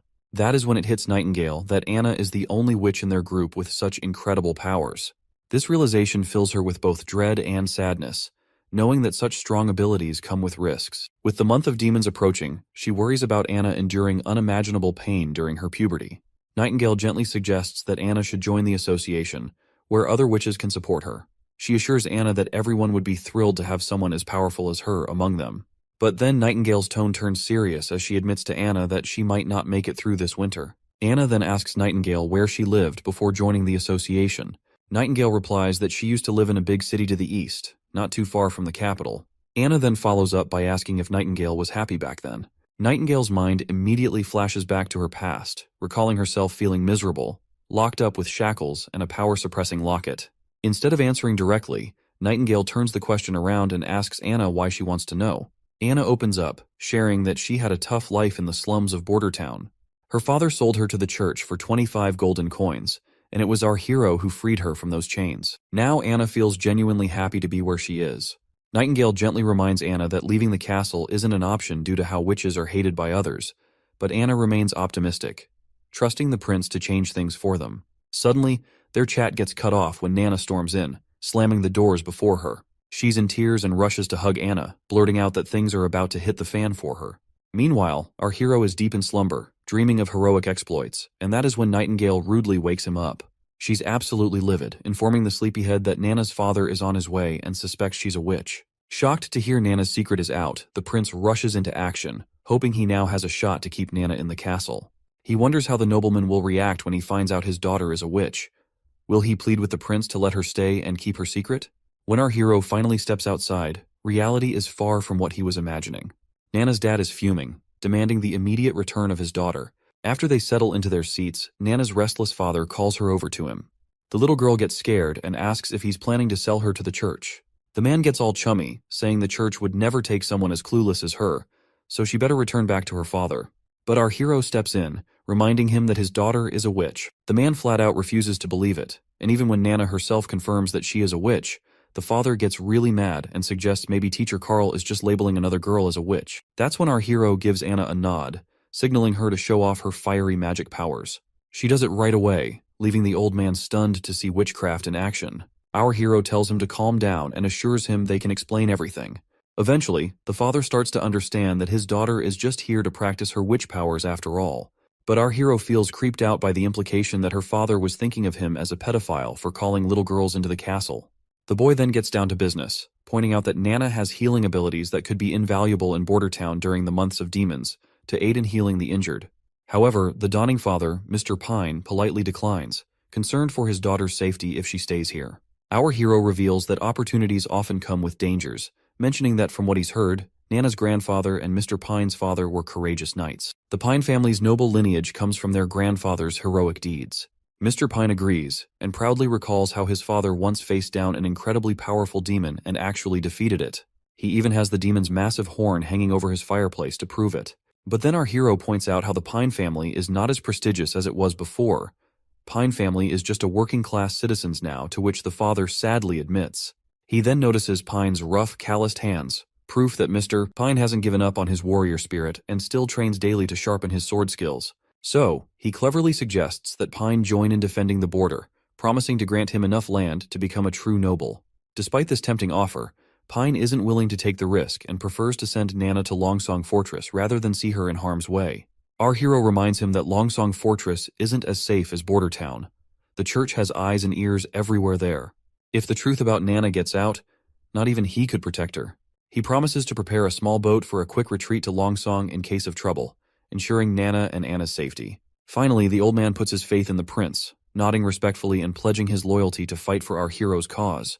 Everyone breathes a sigh of relief and smiles, but Anna pouts, showing her anger toward our hero for even considering sending her away. She makes it crystal clear that she's not going anywhere. The next day, the old constable shows up looking really worried that they've blown all their money on weapons and army training. He's fretting that if things keep going like this for a few more months, everyone's going to starve for sure. The boy facepalms himself and gives him permission to use his savings for their budget. The old man agrees but grumbles it won't solve their long-term problems. Our hero shrugs and says if the defenses fail, they'll evacuate the town as soon as possible, then sends the old man off to do as he's told. Once the constable's gone, the boy feels pretty crushed after draining every last penny he'd saved up, and if the border defenses still fail, he's screwed. Then, his mood perks up when Nightingale shows up again. The woman immediately points out that he had lied to the old man about leaving the town. The prince immediately admits his lie, because he does not want to spread distress among the already terrified townspeople. Nightingale advises him to spend his time with Anna instead of stressing over politics. She shares her fear that Anna might not be around much longer, but the boy insists she will survive, because she has promised to beat those demons at all costs. Nightingale wonders how he can trust a witch cursed by demons. The boy just shrugs and says he believes in her, and further points out that he also trusts Nightingale as well. The woman just stares at our hero's poker face and realizes he's not lying. He casually points out that he doesn't lie without a good reason. Suddenly, they hear a commotion outside. Nightingale glances out the window and gets visibly anxious, noting that it's snowing. Winter has arrived. The boy decides to check on Hunter Ironaxe and his progress. At the shooting range, Ironaxe is using the guns and hitting bullseye after bullseye.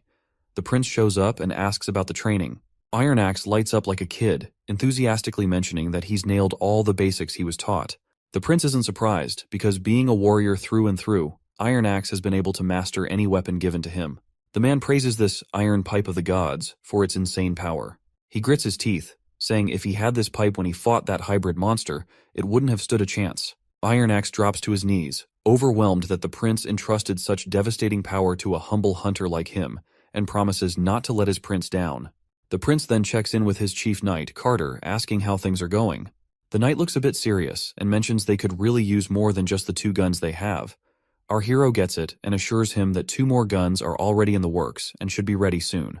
He admits they rushed the gunpowder development because the months of demons are finally here.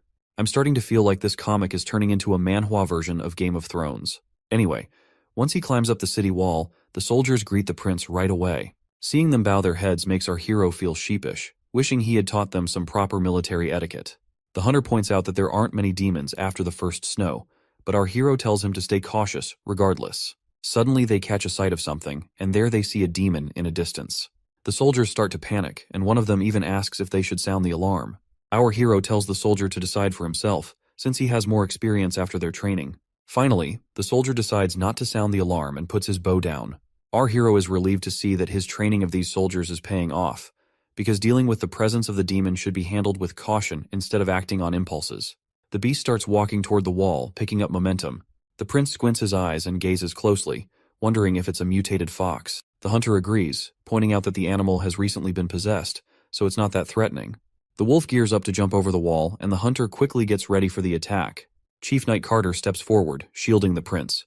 Just as the beast lunges at them, the hunter lets loose an arrow that flies through the air and instantly brings down the beast. The prince peers down to see the creature lying dead on the ground. The knight lets out a sigh of relief that they avoided a close encounter. Meanwhile, our hero notices the strange black blood and can't help but wonder why it's like that. He's also puzzled about why witches can snap out of demonic influence, but these animals can't. Curiously, the boy asks if someone bitten by a demon could turn into a mindless ghoul. The hunter immediately dismisses the idea, saying there's no such thing as ghouls. Our hero breathes a sigh of relief, glad he won't have to deal with a zombie apocalypse. He then asks if the meat is edible. The knight started to freak out upon hearing this, and questions why the prince would consider eating cursed meat. The hunter agreed, recalling how he once fed a chunk of demon flesh to hunting dogs, which led to their deaths immediately. The boy sighs in disappointment, thinking it's a total waste of good meat. Both the knight and hunter are shocked that the prince was actually considering eating it, but our hero immediately reminds them how scarce food has gotten, and it would have been great if they were able to chow down on the meat they were about to hunt down. Suddenly, a soldier barges in, blurting out that someone's hurt. Apparently, it's not one of the regular guards, but a worker from the northern mines. Next thing you know, Nana's sitting alone when Nightingale suddenly pops up, asking if she's bored. The little girl jumps a mile after getting scared out of her wits, and the woman quickly apologizes for scaring her like that. Nightingale then mentions that Anna's still busy working, and might be back soon. Nana asks if Anna's still tackling those dirty mounds, and Nightingale nods in agreement. Nightingale then sits down on the chair and grabs Anna's tea out of habit without her permission. It seems Nana is feeling a bit down because of her new job. The prince has assigned her to heal the wounded guards. It's not that she's unwilling to do the job, but seeing the injured soldiers traumatizes her. She wants to overcome her fear to keep using her abilities effectively, and wishes she were as courageous as Anna. Suddenly, Nightingale spots someone coming, and a soldier bursts in with urgency, telling Nana to come downstairs pronto, because there's a badly hurt patient who needs her help. Down in the infirmary, the injured man screams in agony, begging his prince to relieve his excruciating pain. Seeing the soldier there, desperate for his life, makes our hero anxious as he wonders if this man's burns are from the steam engine malfunction in the northern mines. Nana arrives at the scene, trembling in fear as she approaches the burned miner. Her father gives her a reassuring pat on the head. Nana gulps down her fears, calming herself immediately, and declares that she's ready to proceed. Once the curtains are drawn around her, she takes a deep breath, summons her magical ability, and begins healing the man. Shortly after, the injured man is completely healed, looking as fresh as a freshly picked cucumber. Meanwhile, the father is really amazed and proud of her little girl after witnessing her healing abilities for the first time, and calls it nothing short of a miracle. Knight Brian happily mentions it's all thanks to Nana that he's also back from the brink of death. The prince freaks out upon hearing this and quickly tells Brian to keep it down. He reminds him that when Nana healed him, she snuck out without her dad knowing, and he doesn't want to deal with her angry father. Now that the injured man is awake and fully healed, he can't believe he's actually alive. Prince Roland assures him it's real, and proudly reveals that Nana, who is one of the witches, saved his life. Later that night, when our hero gets back to his room, Nightingale greets him and asks why he had to spill Nana's secret so early. And that's when we flash back to the moment when the miner is shocked after learning about Nana's true identity. He starts freaking out and reminds everyone about witches being devils. But her dad got annoyed real quick and set him straight that his daughter wasn't involved with any devils, and she was the one who saved his life. Out of nowhere, the miner sits up and drops to his knees in front of the little girl, apologizing big time for his earlier words and thanking her deeply for saving his life. Back in the present moment, our hero reflects that it was the perfect time to reveal her as a witch, considering how well it all played out. Plus, if they're going to use her powers against demons in the coming months, hiding her identity as a witch wouldn't have been an option anyway. He also stresses that since the church folks have already left for Longsong Fortress, there is no one to bully his girls. The lady asks him if he had already planned everything from the start. The boy immediately agrees, saying the snow has blocked the roads to the fortress and the seaports are under his control. The church has no means of learning what is going on in Border Town, let alone taking direct action against witches. This gives him a sweet 3 months to change public opinion about witches being the reincarnation of evil. He points out how Nana is now seen as an angel instead of a villain in the eyes of the soldiers she has recently healed. They can continue using her power to heal everyone, which will help boost everyone's morale. Once they remove prejudice from the civilians' minds, everyone will be happy. Nightingale has no clue what our hero is trying to achieve by all this, so she asks him why he is doing so much for the witches. Our hero reminds her once again that his border town does not discriminate by origin, and someone as loathed as witches should live on this land like every other person. The woman's eyes widen hearing our hero's big plans, and it's clear she's got something important to get off her chest. She admits she wasn't straight with our hero before. The prince is taken aback by this revelation, and the woman starts explaining how her sisters in the association have been moving around for ages, losing hope along the way. All they want now is a safe place to be happy, even if it's just a castle. At first the boy is confused by her confession, but then he's stunned to realize she's actually open to bringing all the witches to the border town. But she quickly brings him back down to earth, warning him that if witches come to the castle, he'll be facing off with the church. The boy reassures her, saying the church's main headquarters is far away. Even if they find out about witches leaving the border town, they won't march all the way to Grey Castle just for him. He's already plotting to gather enough influence to rival the church and create a world where witches can live alongside regular folks. He dreams of expanding that world to Grey Castle, or maybe even the whole kingdom. The next scene takes us to the capital of Grey Castle. There, soldiers on their horses are marching down the road when their captain suddenly yells for everyone to stop. This person looks really pumped as they finally return to the castle. The folks inside the castle light up the sky with fireworks, welcoming the man about to enter the city once again, Gerald Wimbledon, the first prince of Grey Castle. It's hilarious to see that these suckers have explosive material to make fireworks, even though it's been only a few chapters since our hero invented gunpowder in this primitive society. Anyway, the gates come down and Prince Gerald heads into the city with his crew. Once inside, he gets straight to the point and tells everyone he's here to claim what's rightfully his from his father. 3 shady characters show up, bowing before their prince and reporting that they've already done what they were tasked with. Prince Gerald then asks if they've managed to switch out the royal guards of the king as planned. The lackey admits there's been a snag in the plan due to some issues, and they've only been able to replace the guards in the king's chamber. The man waves off the concern, saying as long as he and his crew can get into the castle, they're good. The lackey quickly reassures him that there won't be anyone stopping their entry. The old man then mentions that Prince Gerald's fate star, the Heaven Star, is leaving the equinox and will be gone from this hemisphere in about 4 months.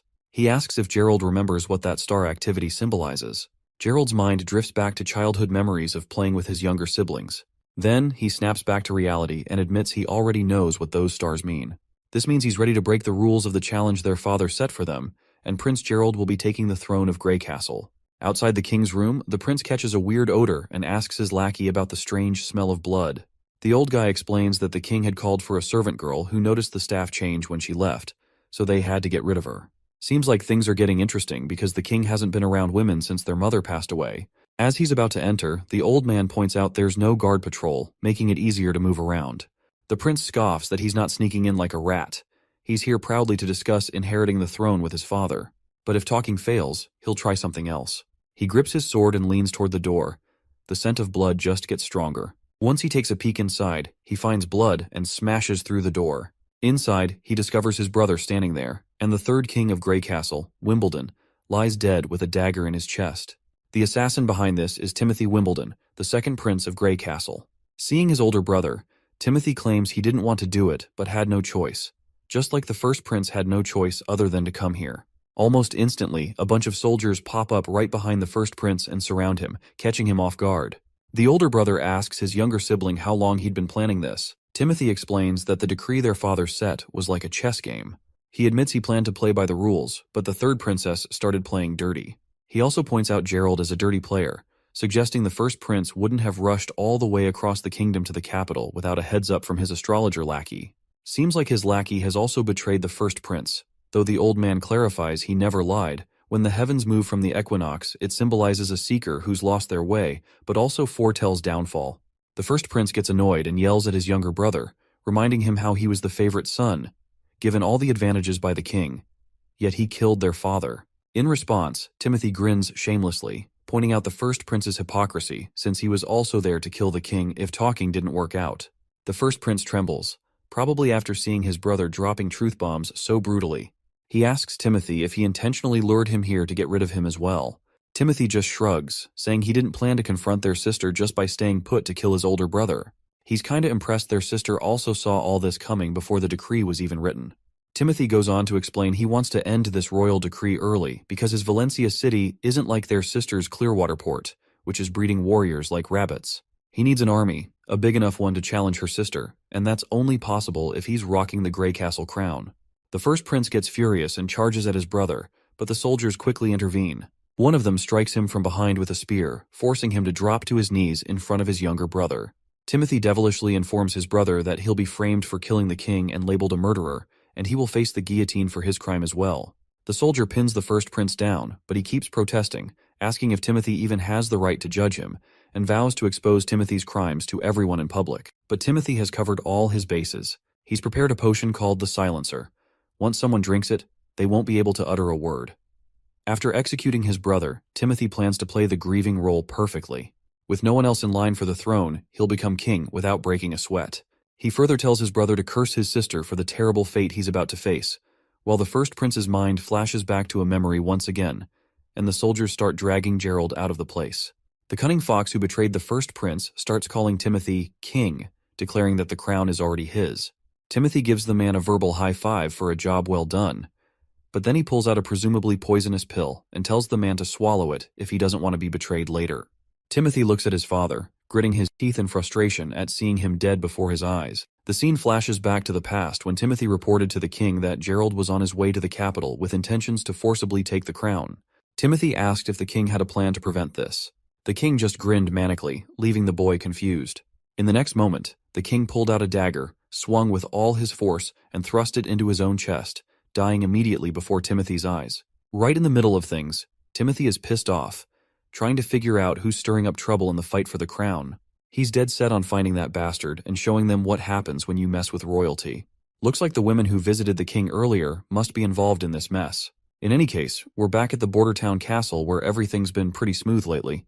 The steam engine prototype in the mines got fixed up, no accidents, and demons haven't been causing trouble either. Our hero's been chilling out, brainstorming how to boost the town's economy and fill up his empty wallet back again. But then, bam! His peaceful moment gets crashed by the knight barging in with bad news. A massive horde of demons is swarming outside the walls. Down at the border, below the wall, a bunch of monsters are howling their heads off. Up above, the soldiers look freaked out at the sheer numbers. And let's not forget Vonner. He was just a regular miner who ended up joining the army just to eat damn eggs. One of the beasts charges at the wall and directly hits HTE wall, leaving the entire wall shaking. And that also did quite a damage to the wall, but the monster immediately falls to the ground and the wolf-type monsters starts marching down. Hunter Iron Ace quickly tells everyone to gear up their spears. As soon as the wolves are right on top of them, the terrified Vanner gathers his guts and stabs those beasts at the captain's command. One of the wolves manages to climb up, but the captain swiftly whips out his gun and blows the monster's brains out. With the immediate threat dealt with, Iron Ace tells everyone to stay focused and keep an eye on what's ahead.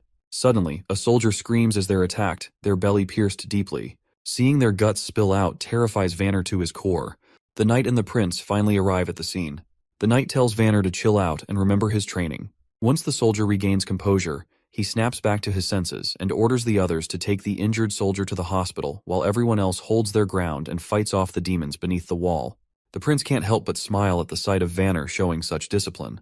He's glad that all that egg-eating didn't go to waste in training the civilian army after all. Suddenly, something catches their eye on the ground, something so freaky that even our hero starts to freak out. The hunter, equally spooked, quickly pulls out his gun, saying they've officially stumbled onto trouble for the day. Our hero's mind is spinning at the sight of this behemoth, a disgusting creature that seems to break all the rules of biology. He never thought he'd come face to face with such a mutant monster. The soldiers rain arrows down on the behemoth, but it's like shooting toothpicks at a tank. The arrows just bounce off its thick, mountain-like shield. They look to their leader, asking what the heck they should do next. Meanwhile, the monster keeps stomping along, each step rattling the whole dang ground. Realizing they need more firepower, our hero tells his crew to get their muskets ready. When the monster gets close enough, they start blasting away, but it's about as effective as trying to stop a T-Rex with a water gun.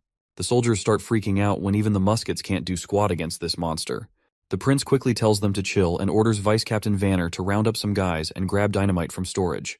After dishing out orders, he tries to get everyone to listen, but bam! The giant behemoth demolishes the wall they busted their butts to build. At this point, the prince is pretty darn sure they're screwed. He didn't figure the monster would be this tough and calls for an immediate retreat before shit goes down real bad. As the wall crumbles, Nightingale swoops in and saves our hero from a nasty fall. Once they're back on solid ground, the boy asks her what she's doing there. She explains she came because she was worried, and now it looks like her worries were on point. She asks our hero how he plans to handle the monster. He assures her he's still got a trick up his sleeve, and right on cue, Vanner strolls back with dynamite in hand. Our hero jumps in, shouting at Vanner to light the fuse and chuck the dynamite under the monster's legs. Meanwhile, poor Vanner's freaking out in this life-or-death situation. Finally, he gets the fuse lit, plops the dynamite down, and bolts out of there while the fuse starts sizzling. Once that fuse burns down, boom! The whole place shakes with a massive explosion, hitting the monster square in the gut. Everyone starts busting out victory moves as they watch the monster crash lifelessly to the ground. The prince is grinning like he just aced a test.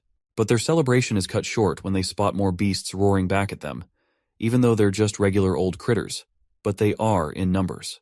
The soldiers scramble to get their shields up, and our hero is standing there clueless and panicking. The boar suddenly lets out a roar and charges right at their group. One soldier, lying on the ground, can't believe his eyes as he sees this girl stepping into the fray. But this ain't just any girl, it's Anna, and she's no ordinary lady, and you better get that to your head. Anna stares down the monster, showing no fear. She taps into her powers and throws fire right at the boar. The flames hit the mark, roasting the boar alive. Our hero's jaw drops, totally caught off guard by what he's seeing. Our hero feels like a complete idiot for never thinking about Anna's role on the battlefield beyond her building and town projects. That's exactly why he kept her safe in the sickbay, to avoid any danger, and he has no clue how she got out of here. As one of Knight Brian drops down to his knees, he informs the prince that Miss Anna was worried about his safety and insisted on coming to the wall, and he was not able to stop her. Originally, our hero had planned to sway public opinion in favor of witches using Nana's abilities, and once more people accepted witches, our hero wanted to reveal Anna's existence publicly. But it seems like the cat is already out of the bag. The boy quickly orders Brian to protect Anna from the danger, and he instructs Nightingale to do the same. Meanwhile, Anna steps forward confidently as soldiers gather around her protectively. With a determined look, Anna raises her hands, flames flickering to life, and she creates a wall of fire in the hole in the wall, blocking the monsters from advancing any further. Our hero is completely shocked by the magnificence of Anna's fiery display, but monsters continue to emerge from the flames. That is when the boy locks eyes with Anna. And in that moment, the prince understands what needs to be done. He immediately grabs the gun from the knight's hand and begins shooting down the monsters, aiming straight for their heads. The sight of their prince taking action startles everyone. Our hero raises his own gun, rallying the soldiers to prepare their spears and charge forward. His crisp voice fills the atmosphere as he commands them to protect their wall and their border town. The crowd really gets fired up to protect their town, and everyone is ready to take those critters down. After a while, the last wolf standing takes a bunch of arrows and drops lifeless to the ground, finally letting the soldiers savor their victory.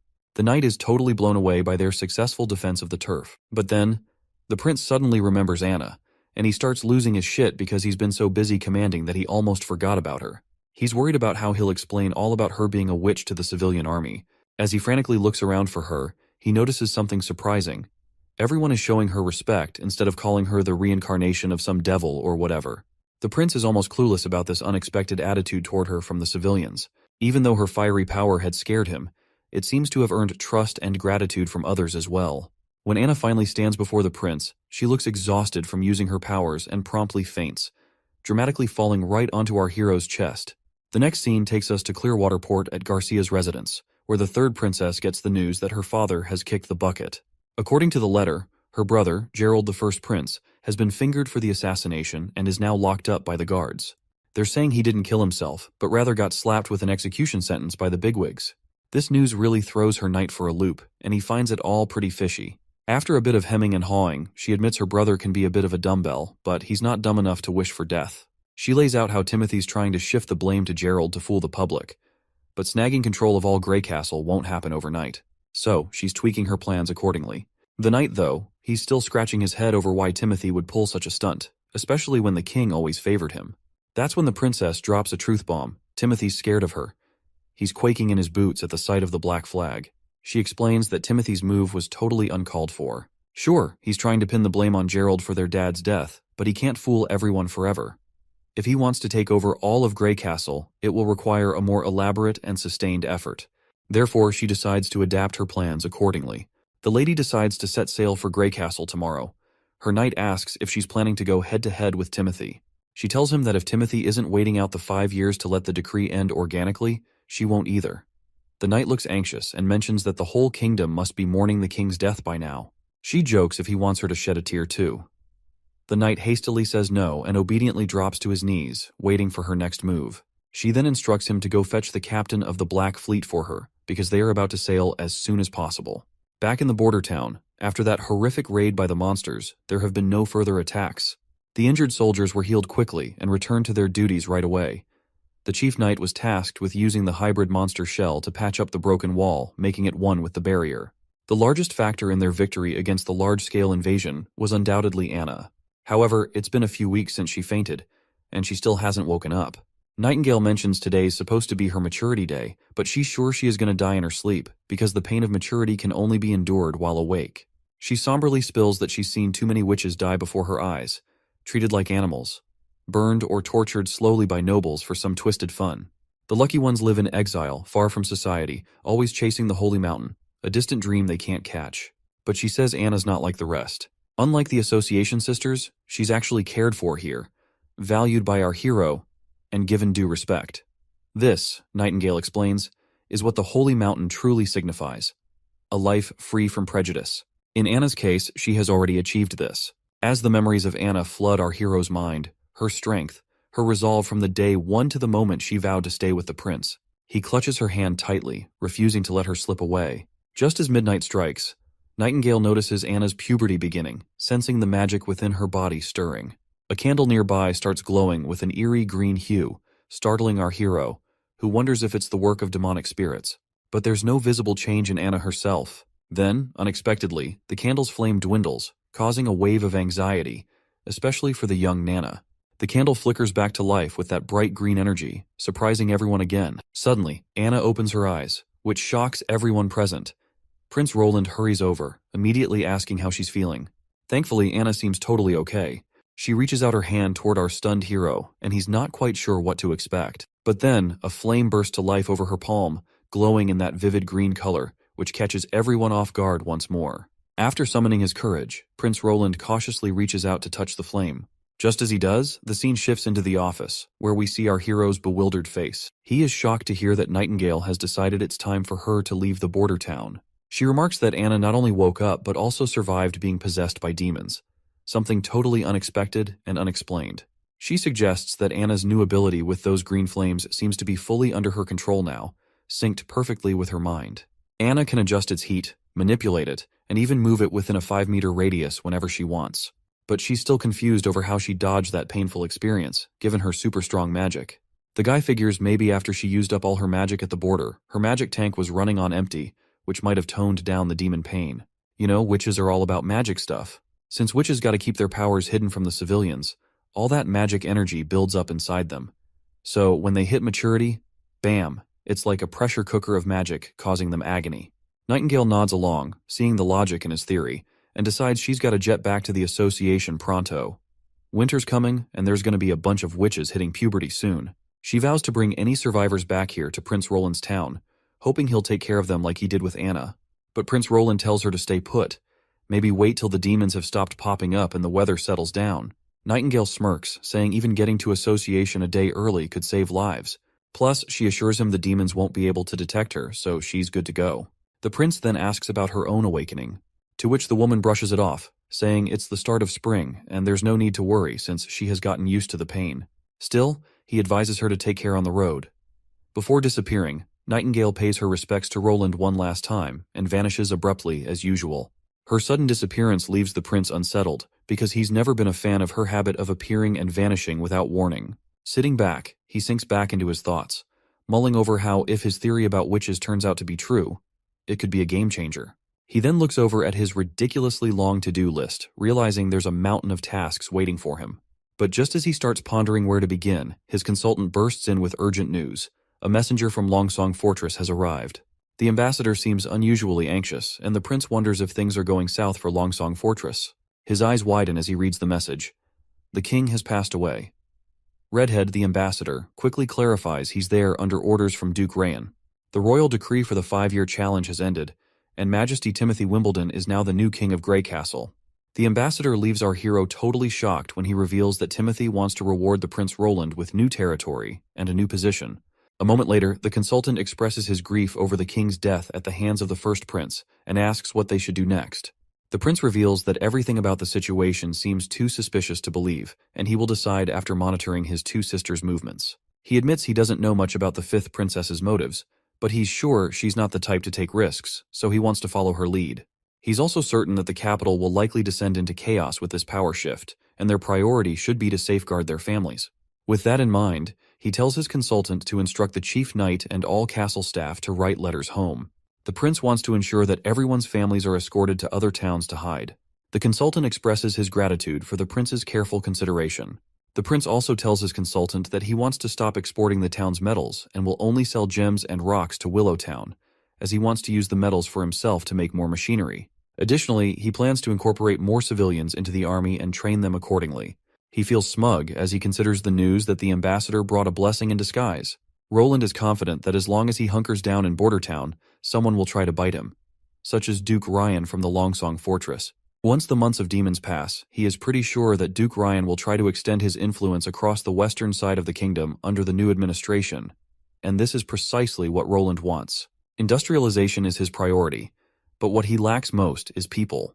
Bordertown's population is only around 2,000, limiting the expansion of his projects due to a labor shortage. Buying slaves, recruiting talented individuals, or increasing the birth rate seem unrealistic. On the other hand, if they can take Longsong Stronghold, he can gain a large number of freed people while accumulating wealth. Assimilation is easier, and invasion is the best way to grow the population and gather wealth. Roland acknowledges the hassle of challenging the entire fort of Longsong, and he can only wait for Nightingale to return with the witches. This is also the sole reason the prince wants to expand his civilian army and wants to make more machinery. The next scene takes us to the northern mountain range, where Nightingale proceeds down one of the tunnels. Her steps are soon halted by roots growing out and blocking the entrance. Nightingale immediately introduces herself, and the lady known as Leaf withdraws her roots and gets delighted to see her friend back. After exchanging pleasantries, Leaf reveals that one of the two witches, Erin or Ashley, failed to make it to maturity. They then decide not to dwell on gloomy things and proceed to get inside. Nightingale is looking forward to seeing her friend Wendy, and as soon as Wendy is called over by her friend, she spins around and greets Nightingale warmly, playfully calling her Veronica. Wendy takes Nightingale's hand in hers, causing Nightingale to blush and assert that she's not the same weak girl as before, preferring not to go by Veronica anymore. Wendy insists she shouldn't deny her past because it's a part of her. Nevertheless, Nightingale is glad to see her friend, and they embrace each other tightly. Wendy then inquires about Anna and whether Nightingale managed to help her through her maturity. With a smile, Nightingale reveals that Anna didn't need any saving at all. In fact, what they've discovered is going to change things for all the witches. In a few moments, Nightingale spills the beans to her sisters about the prince and how he's letting everyone stay in his border town without any discrimination against witches. Wendy's not buying it at first, but Nightingale swears up and down that the prince not only said it, but also saved Anna and Nana. Not only that, the prince does not believe in any bullshit about witches being possessed by devils, and stresses that witches get their power from themselves. To seal the deal, Nightingale reminds everyone about her ability to smell lies, so they can trust her when she says the prince is serious. She spills about his plans to protect witches and even go against the church if he even has to. Then she pulls out the steam engine blueprints, proving they can build a kick-ass sanctuary to rival the Holy Mountain. Just as Nightingale's painting this picture of paradise, some lady with green hair barges in, telling everyone to shut up. She seems like their teacher, and Nightingale quickly shows respect by bowing her head. The teacher gives Nightingale the stink eye, wondering aloud if she's saying the Holy Mountain they've been chasing forever is just a bunch of hot air. Next up, we're with the new king, Timothy, where a knight shows up with a stone called Divine Judgment, supposedly the ultimate weapon against demonic forces. The knight boasts that the church has confirmed its power to handle witches for ages, but Timothy's annoyed, blaming witches for his father's suicide. He orders the knight to keep capturing witches and scour the capital thoroughly for more. Meanwhile, back with Nightingale, she wakes up tied to a pillar with that same witch suppression stone around her neck. She's trying to figure out how she ended up in this mess. We flash back to when the green-haired lady freaked out at the idea of the prince siding with witches. She rants about how witches have been persecuted and killed for ages. She believes Nightingale has been deceived by the prince and insists that the pain of maturity is a sacred test for a witch's body and mind, and only those who endure it can achieve true power and find eternal peace in the Holy Mountain. Nightingale is shocked to realize that all the suffering witches endured was just a test for this woman. She's further annoyed at the thought that her fallen sisters, who endured so much pain, are simply dismissed as disqualified subjects. The teacher offers Nightingale a final chance to seek forgiveness for her ignorance and mistakes, promising her mercy. But Nightingale remains resolute, insisting she'll only take sisters with her who believe in her. As she tries to leave, a snake immediately grabs her feet, and before she can react, she blacks out from the venomous injection of petrification, waking up to find herself in her current bind. While they're face to face, Nightingale reminds her why he's using that stone of divine judgment even though they don't believe in that stuff. The snake lady says it's just a tool to punish disobedient kids. She reminds Nightingale how Wendy saved her from the clutches of the aristocrats. Instead of repaying that kindness, now Nightingale is trying to sell them all out to those filthy nobles just to mend her relationships with them again. Nightingale denies any such motive, emphasizing she only wants her sisters to live freely without fear of starvation or the pains of maturity, and believes everyone deserves the right to choose their own path. She points out how much Border Town has changed, pointing out that the steam engine blueprint she brought is just one of many miracles. The snake lady scoffs, saying she can't make heads or tails of the blueprint and tosses it into the fire, declaring that a hunk of steel can't move like it's alive and she's no fool. She then grabs the hot dagger and holds it just inches from Nightingale's neck, letting her know this is her last chance to beg forgiveness for trying to deceive the Witch Association. If Nightingale doesn't comply, she threatens to skewer her heart and turn her into an example for others. Even though she is staring at her death, Nightingale remains defiant. Instead of bowing her head, she'd rather take that dagger straight to her heart. That's when Wendy steps in, reminding them how many sisters they've already lost and they can't afford to lose another. The snake woman grows agitated, demanding to know if Wendy also believes Nightingale's lies. Wendy denies it, stating she's not planning to go to the border town, but she agrees with Nightingale that everyone should have the right to choose their own path. Wendy then asks if anyone wants to bail with Nightingale to the town, but nobody speaks up. Seeing this, Wendy suggests letting Nightingale go solo since she hasn't done anything to harm the gang. The others agree, telling their teacher to set Nightingale free. But the teacher goes absolutely bonkers, saying she can't risk letting Nightingale go because she might expose their turf location to the church. She swings her dagger, ready to strike, but before she can, Wendy steps in and stops her. Wendy grabs a coin and throws it hard at Nightingale, smashing the power suppressor stone. The teacher gets ticked off and goes after Wendy with a snake that bites her hand. But Nightingale springs into action.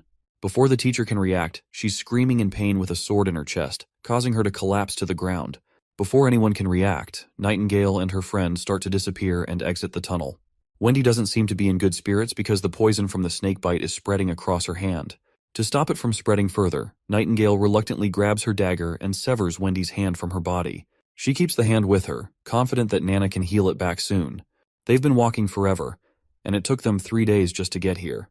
Carrying Wendy is slowing them down further, and with her losing blood, Nightingale fears she won't last another 3 days. But her worries prove unnecessary when a mysterious newcomer arrives, ready to lend a helping hand. A newcomer looks like a boy at first glance, but she is actually a girl. She reassures Nightingale not to freak out. Her name is Lightning, and she recently joined the Witch Association. Nightingale stays cautious around this tomboy and asks if Kara sent her. Lightning shrugs it off, saying it's no wonder Nightingale doesn't recognize her since she's always out and about. She makes it clear she's here because, like Nightingale said earlier, everyone should live life their own way, and she's chosen to stick with Nightingale. Simple as that. She's totally pumped about all the machinery and exploding dynamite, being an explorer at heart. Nightingale wonders why someone so into adventure joined the association. Lightning explains that finding the Holy Mountain is an adventure in itself, but the association is all about books, and Kara's always buried in them. Nightingale asks if Lightning's a fighter, to which she nods, mentioning she can fly too. Or so Lightning thought. She's struggling to move an inch with all that weight over her little shoulders. Finally, she gathers enough energy and starts floating slowly through the air. The tomboy then asks if Lightning knows Wendy for a long time, noting how Wendy called Nightingale Veronica back at base camp. Nightingale confirms they go way back and tells how, before joining the association, people treated her like a puppet. And it was Wendy who showed her way to live. She reveals she had a family in Silver City when she was 13, but her parents disappeared during a commoner uprising. Nightingale's uncle then took her and her brother, Hyde. That was also the year her witch abilities first appeared inside her, but her uncle figured out her secret right away and split her from Hyde, locking her up to train her powers. He threatened to harm Hyde unless she used her abilities for his dirty work. So she became a full-on assassin. Poisoning, ambushing, you name it. She did every kind of horrendous act. As the Gillen family's wealth increased with time, her hands got dirtier and dirtier as well, soaked in the blood of others. The worst part is that her powers were just too perfect for that kind of work. When she finally reunited with Hyde, he turned her away cold, wishing he didn't have a witch for a sister. After that, she was broken inside.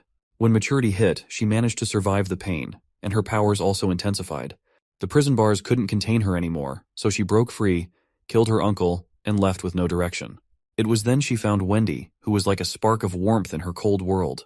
Wendy took her to the association, where she met other witches, and their teacher Kara provided solace to everyone. In the present, Lightning points out that Kara has gone off the rails, finding it hard to believe there's a prince who genuinely cares about witches. After finally reaching Border Town, we find our duo inside this familiar, quaint cottage. The prince can't seem to stop sneezing, wondering who might be thinking about him so much. Just then, a commotion grabs their attention. As they turn around, they see Nightingale and the other two bursting into the cottage, crashing right before their feet. Anna immediately takes her stance to deal with these uninvited intruders. But Nightingale immediately yells at our hero to fetch Nana as quickly as possible. As Nana tends to Wendy's injuries, our hero has no clue what went down at the association that made Nightingale rush back with only 3 witches. He wonders if demons attacked them and if only 3 survived, feeling lucky they have Nana to reattach Wendy's arm. Suddenly, Lightning appears from the infirmary. The prince quickly asks if she's hurt too. Lightning reassures him and points out how the prince really is a decent guy who cares about witches, just like Nightingale said. She admits she didn't believe it at first, just like other members of the association. She then jokes about how the world is full of weirdos, so having a prince like him isn't that surprising. Being called a weirdo doesn't sit well with the prince, who just rolls his eyes. Getting to the point, the prince realizes the association wasn't under attack. That's when Lightning starts explaining the whole situation, clarifying they weren't attacked. Wendy was hurt by their own teacher, Kara, and explains further as to how they ended up here. Once night falls, Prince Roland returns to his room, only to be startled by Nightingale sweetly lying on his bed in her nightsuit. Prince Roland gets all flustered, maybe starting to think about some naughty stuff, imagining Nightingale might be up for getting close after all. Suddenly, Nightingale gets up and strides over to him, leaving him scared out of his wits and pinned against the closed door. He hastily tells her she should rest as long as she needs. But then, Nightingale kneels before the prince. In a serious moment, she, Veronica Gillen, officially swears her loyalty to him. She promises to follow his orders and stand by his side in battle, facing demons or anything else, until her last breath. It's no surprise to our hero that after being let down by the association, Nightingale is turning to him for help with the future of witches. Without missing a beat, he takes the sword from her hands and officially makes her his right-hand woman. The prince asks if her real name is Veronica, and she nods, saying there's no reason to hide it from him now. Next, we catch up with Wendy, who's been offered a contract. Our hero tells her to stay in the border town and work for him. If she's up for it, she can sign on the dotted line, promising good pay for her work. He also spills the beans on a method he's found where witches can sail through their maturity without feeling any pain at all. The news totally throws off the new witches. Once we step outside, our hero admits it's just his guess, and explains that witches are like vessels for magic, and as they get older, their magic builds up until it overflows during maturity, attacking their bodies. He mentions Anna as an example of someone who survived this, He dismisses the idea of demons possessing witches as nonsense, proposing instead that they can manage their level of pain by continuously releasing their magic to maintain balance within them. He promises a safe haven in Border Town where witches can practice their magic freely, without anyone discriminating against them or threatening them. He believes if his idea works out, they can create their own version of the Holy Mountain right here in the borderlands they dream of. Wendy has already signed on to the plan and asks where to start. He simply tells her to keep using her magic until she masters full control over it. Once the prince gets busy with the newcomers and their magic training, Nana and Anna have a little chat about recent events. Nana looks impressed by Wendy's wind magic and Lightning's flying skills, which also saved Wendy's life as well. Anna expresses happiness at having so many sisters around, but Nana points out how Nightingale seems to look at our hero with warmth in her eyes, a detail not to be taken lightly. Anna is clueless about what Nana means, but the little Nana warns her friend not to blame her for not giving a heads up, and if Anna doesn't make a move, Nightingale might just win over our hero. Suddenly, they hear the alarm ringing, a clear sign something's wrong. The report comes in that a demon monster has arrived. The hero rushes to the wall and meets his soldiers. He squints to spot the danger but sees no demons in sight. The prince wonders if it was a false alarm and questions the hunter who raised the alarm. The hunter tells him to look closer, and when he does, he sees a dark blob of mist forming. As he takes a closer look, he's shocked to see a hybrid monster right before his eyes. The hunter reveals it's the same hybrid that nearly killed him a few years back. Hearing this, the boy connects the dots. This monster must have some intelligence, unlike regular beasts that just charge and die. But this monster survived for many years, and it always retreats when it senses danger. When the beast reaches the wall, it suddenly stops, leaving everyone puzzled. Unexpectedly, it jumps into the air, and the prince orders his soldiers to attack it immediately. Before they can react, the monster is already airborne, crashing onto the wall above. Our hero is stunned to see how cunningly it targeted the wall's weakest spot, which confirms our hero's last remaining doubts about this monster's intelligence. Once the demon makes it to the other side of the wall, soldiers report it's heading toward the town. The hero commands his 2nd Civilian Division army to accompany him, while the backup division holds the wall for now. Our hero marches toward the town with his platoon, regretting underestimating the smarts of these monsters. Finally reaching the monster's location, they're hit with the gut-wrenching news that it's already devoured someone alive in town. The trail of blood before our hero's eyes sends a terrifying chill down its spine. But he does not succumb to fear, and annoyingly orders everyone to stay on high alert. The monster pops into view once more, snatching another civilian. Prince Roland immediately cautions everyone as the soldiers look helpless against the monster, unable to use their guns for fear of hitting civilians in the chaos.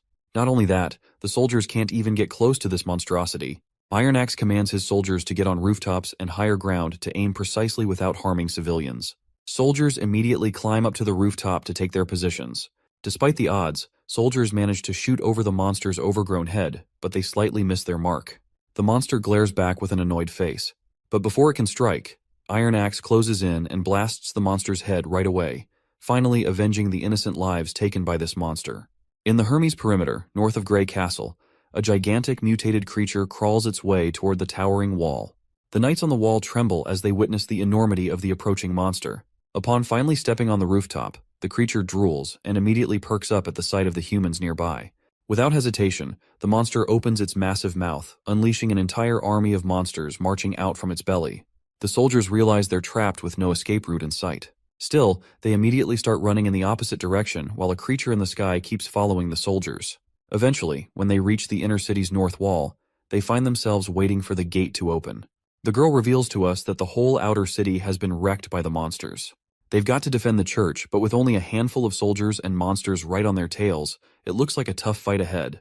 But then the girl pulls out a red pill and instructs the soldiers to take it and annihilate the enemy. Without hesitation, the soldiers obey her command.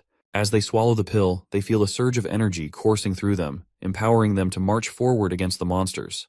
Before these foolish soldiers can get slaughtered by those monsters, the gate finally drops, revealing a cocky figure striding out. He declares himself as part of the Judgment Army and orders everyone to clear the path. These soldiers are clad head to toe in sturdy armor, appearing like elite knights. The lady is bewildered by the sudden appearance of this so-called Judgment Army, having no clue who they even are. However, she doubts that mere humans stand a chance against the hybrid monsters. But it looks like we're about to find out if these soldiers are all talk, or if they've got the goods. As the monster and army of judgment comes face to face, the sky monster swoops down. One of the knights on the ground immediately grabs hold of its gigantic sharp claws, and the other knight takes a stance and sends a spear flying with godly speed, piercing the monster right through the head. The woman is completely blown away by the soldiers' speed and strength, which is matching the power of hybrids. As these badass knights wreak havoc on the monsters, the scene shifts to a church spire. On the balcony, we see 3 archbishops using a telescope to observe the Judgment Army. Seeing those monsters dead on the ground, they seem pleased to see that their army appears to be winning against the monsters. Archbishop Tae-Foon shakes his head, noting the worst part of the battle was the total annihilation of the reinforcement armies sent by the 4 great kingdoms. Archbishop Heather chuckles in agreement, commenting on how those kingdoms sent thousands of soldiers who ended up as mere cannon fodder. She's clearly pleased, seeing it as proof that the border defenses of those kingdoms can't hold a candle to the church's mighty Judgment Army. However, a third individual interjects, pointing out the heavy toll of using so many pills in the process and the loss of much of the judicial army, which forms the core of the church's power. Tae-Foon clenches his teeth, emphasizing that they had no choice because the beasts of the wastelands have appeared exactly as foretold in the Bible. He warns that time is running out, and unless the continent unifies and gathers its strength, destruction awaits them all. The arrogant lady chuckles again, saying humans are basically monsters committing horrifying acts just like demons, so maybe wiping out humanity isn't such a bad idea after all. This really ticks off the old man, who tells her to cut out the blasphemous talk and stop defying God's will. But the girl just brushes it off with another sassy comment, saying God never promised humanity would survive, and further challenges the old man, asking if he's sure God cares more about humans than demons. The old man looks even more ticked off, but he stays quiet. Maybe because deep down, he knows there's some truth in what she's saying. Well, even Archbishop Maine thinks the same way as that woman does, but he is also sure that God only favors those who come out on top. Back in the border town, they lay the fallen soldier to rest. Our hero gathers everyone's attention and announces that they are gathered to mourn Mr. Aggie from the Civilian Army 2nd Division. The prince goes on with the usual talk about the man's heroic deeds in sacrificing his life to save their hometown, bidding him a final farewell as they cover his grave with mud. Chief Knight Carker is deeply moved by our hero's compassionate gesture, noting he's never seen someone of noble birth show such respect for commoners whose names he didn't even know. Our hero points out that giving a proper farewell feels right, especially since Bordertown has never held proper funerals for those lost to the monsters, and they deserved more than a hastily dug hole. Besides, the prince believes that holding these funerals serves the purpose of decency and boosts morale. He explains that when people reflect on who and what they're fighting for, it can spark a profound change in an army. He aims to ignite everyone's willpower to steer Bordertown back on track. The wife of the deceased soldier shows up with her 2 kids, one of them really small. The soldiers nearby start wondering how she'll manage now, but this bald guy steps in and explains she'll get her husband's salary, some extra cash, and all the basics to get by. While they talk, Vice Captain Vanner suddenly senses someone nearby. The bald guy asks if something's up, and Vanner mentions feeling a presence of someone but brushes it off, saying he's probably imagining things. Back at the cement-making cottage, our hero catches up with Anna and asks how things are going with making barrels for the blunderbuss guns. Anna sweetly explains that thanks to the new steam-powered boring machine, the blacksmiths can handle most of the heavy lifting now. Meanwhile, lighting is bouncing off the walls as usual, super pumped about all the new stuff. She bombards the poor smiths with so many questions, they can barely keep up. Well, the prince was already wondering why he has not seen her around lately. I guess he now knows why. Looks like our hero has another project for her to handle. He shows her the rough sketch of a 12-pound gun, essentially a giant weapon for our sweet Nana. The prince then delves into the technical details of how these things work, but everything he says goes right over Anna's head. He then instructs her to use those 2 holes on the ground to cast a die for cannonballs. Anna gets right to work and starts pouring the molten metal into the holes, while the prince warns her not to stare at the bright lava. She immediately closes her eyes, and our hero starts blushing before he moves to wipe the sweat from her face. It's quite literally hilarious that despite the freezing temperatures in this place, these guys are still sweating. Looks like the knight can see that this is more than just a prince wiping the sweat, and the way the prince is blushing just proves it further, and Anna is also blushing as well. Meanwhile, there's this guy who's absolutely freaked out to see our hero, the 4th Prince of Grey Castle, openly sheltering witches. He's practically sprinting to report this back to the king. Looks like Vanner wasn't imagining things when he felt someone's presence, because this man is definitely a spy sent by the new King Timothy. What's really messing with this guy's head is how these regular folks are just chilling with witches. And don't get him started on the other weird stuff he's seen, like that giant wall that popped up out of nowhere on the border, those metal sticks shooting projectiles to kill demons, and the fact that witches are treated like they're just regular folks by the prince. It's all making him think this town's cursed or something, and he's feeling like he's dealing with some dark magic. If they hadn't waved a fat paycheck in his face, he'd have never agreed to spy on this messed up place. Well, looks like this dude failed miserably at his sole job of spying, because we can see Vanner in the background, calling this oddball out right away and telling him to halt his tracks. Word spreads like wildfire that there's a spy among them. This poor guy has no clue what to do before an angry mob comes for him. All he can think about is how the fourth prince must be channeling powers straight from the devil. Inside the castle, we catch up with the consul again. He's losing his shit over the prince's latest demand: buy 2 boats but don't hire captains and crews. Like, how's he supposed to float boats without a crew? The old coot's utterly worn out by these ridiculous orders that somehow always end up working in the prince's favor. Then comes a knock on the door. A soldier reports they've caught a rat, a guy named Cole, also known as Groundhog, who's apparently Prince Timothy's spy. Turns out this guy's been living under a fake identity for months, pretending to be a border town resident. They found a letter and some money on him, but he's still being grilled for more info. The old man orders them to squeeze every last drop of intel and execute him right away. Looks like the old man is not freaking out because this is already a 4th spy they have found out. Our clever prince had foreseen more spies would come, so he told the old man to announce that there are people in the border town trying to destroy their food reserves. He instructed everyone to keep an eye out for anyone acting suspiciously, promising a reward for anyone who catches a spy. The old man is always surprised by our hero's cunning decisions. He sees him as a devil who doesn't even fear the stone of divine judgment. Back in the Grey Castle capital, Timothy inquires about the royal decrees he sent to his siblings, but none of them have replied. One of his men reports that the 4th prince, our hero, sent a reply stating he will return once the months of demons are over and his people are safe. The reporter points out that Prince Roland still acknowledges Timothy as a prince, not a king. Timothy considers our hero a fool for opposing him, especially since Timothy had plans to offer him land and a comfortable life. He dismisses Roland as an oddball and asks his lackey if there's been any response from the 3rd and 5th princesses. The lackey reveals that the 3rd princess has disappeared from the city along with her butler and 2 servants, and they haven't been found since. The prince facepalms in disappointment, as he never wanted commoners to lay a hand on his sister despite any personal disagreements. He then inquires about Garcia Wimbledon, the stubborn pirate. Before the council member could speak up, Timothy orders him to seize her water port and forcibly escort her back to the capital. Right on cue, a knight arrives on the scene and hastily reports that Garcia Wimbledon has defeated Duke Joseph's Carl at the southern border and gained full control of Hawk City. The news terrifies Timothy beyond belief, and he sinks even further into despair when he hears she has crowned herself Queen of Clearwater with the blessings of the local dukes, and the whole southern half of Grey Castle has split off. Next scene, we're down by the river south of Border Town, where our top captains are tearing down the cannon they just put together. Both of these tough guys are beat, griping to their boss that this thing is way too damn heavy. The chief knight then asks why he got stuck guarding this behemoth, since no one can move it an inch, let alone stealing it. Our hero just sighs, explaining it's not just something, it's a masterpiece built with blood, sweat, and the grind of steel. He wonders why others can't see its beauty like he does. Moving on, Lightning is itching to clean the barrel, so our hero gives her the green light to go ahead. Watching this eager tomboy happily doing her job, the knight gets confused and asks why Lightning hasn't signed a labor contract. Our hero explains she insisted on working for free as long as the prince kept inventing interesting stuff. All she needs are food and clothes, and this broke idiot couldn't pass up such a steal of a deal. After Lightning finishes cleaning the barrel and reports it's empty, she eagerly waits for the next step. Before we move on, our hero tells his soldiers to remember the first step, making sure there's nothing stuck inside the barrel. Next up, they need to load in the gunpowder and slap that cannonball on top, making sure to push it down real hard to get rid of any air. Then, they stick in a fuse to light up the party. Once everything's set, the prince tells everyone to clear out and lights the fuse.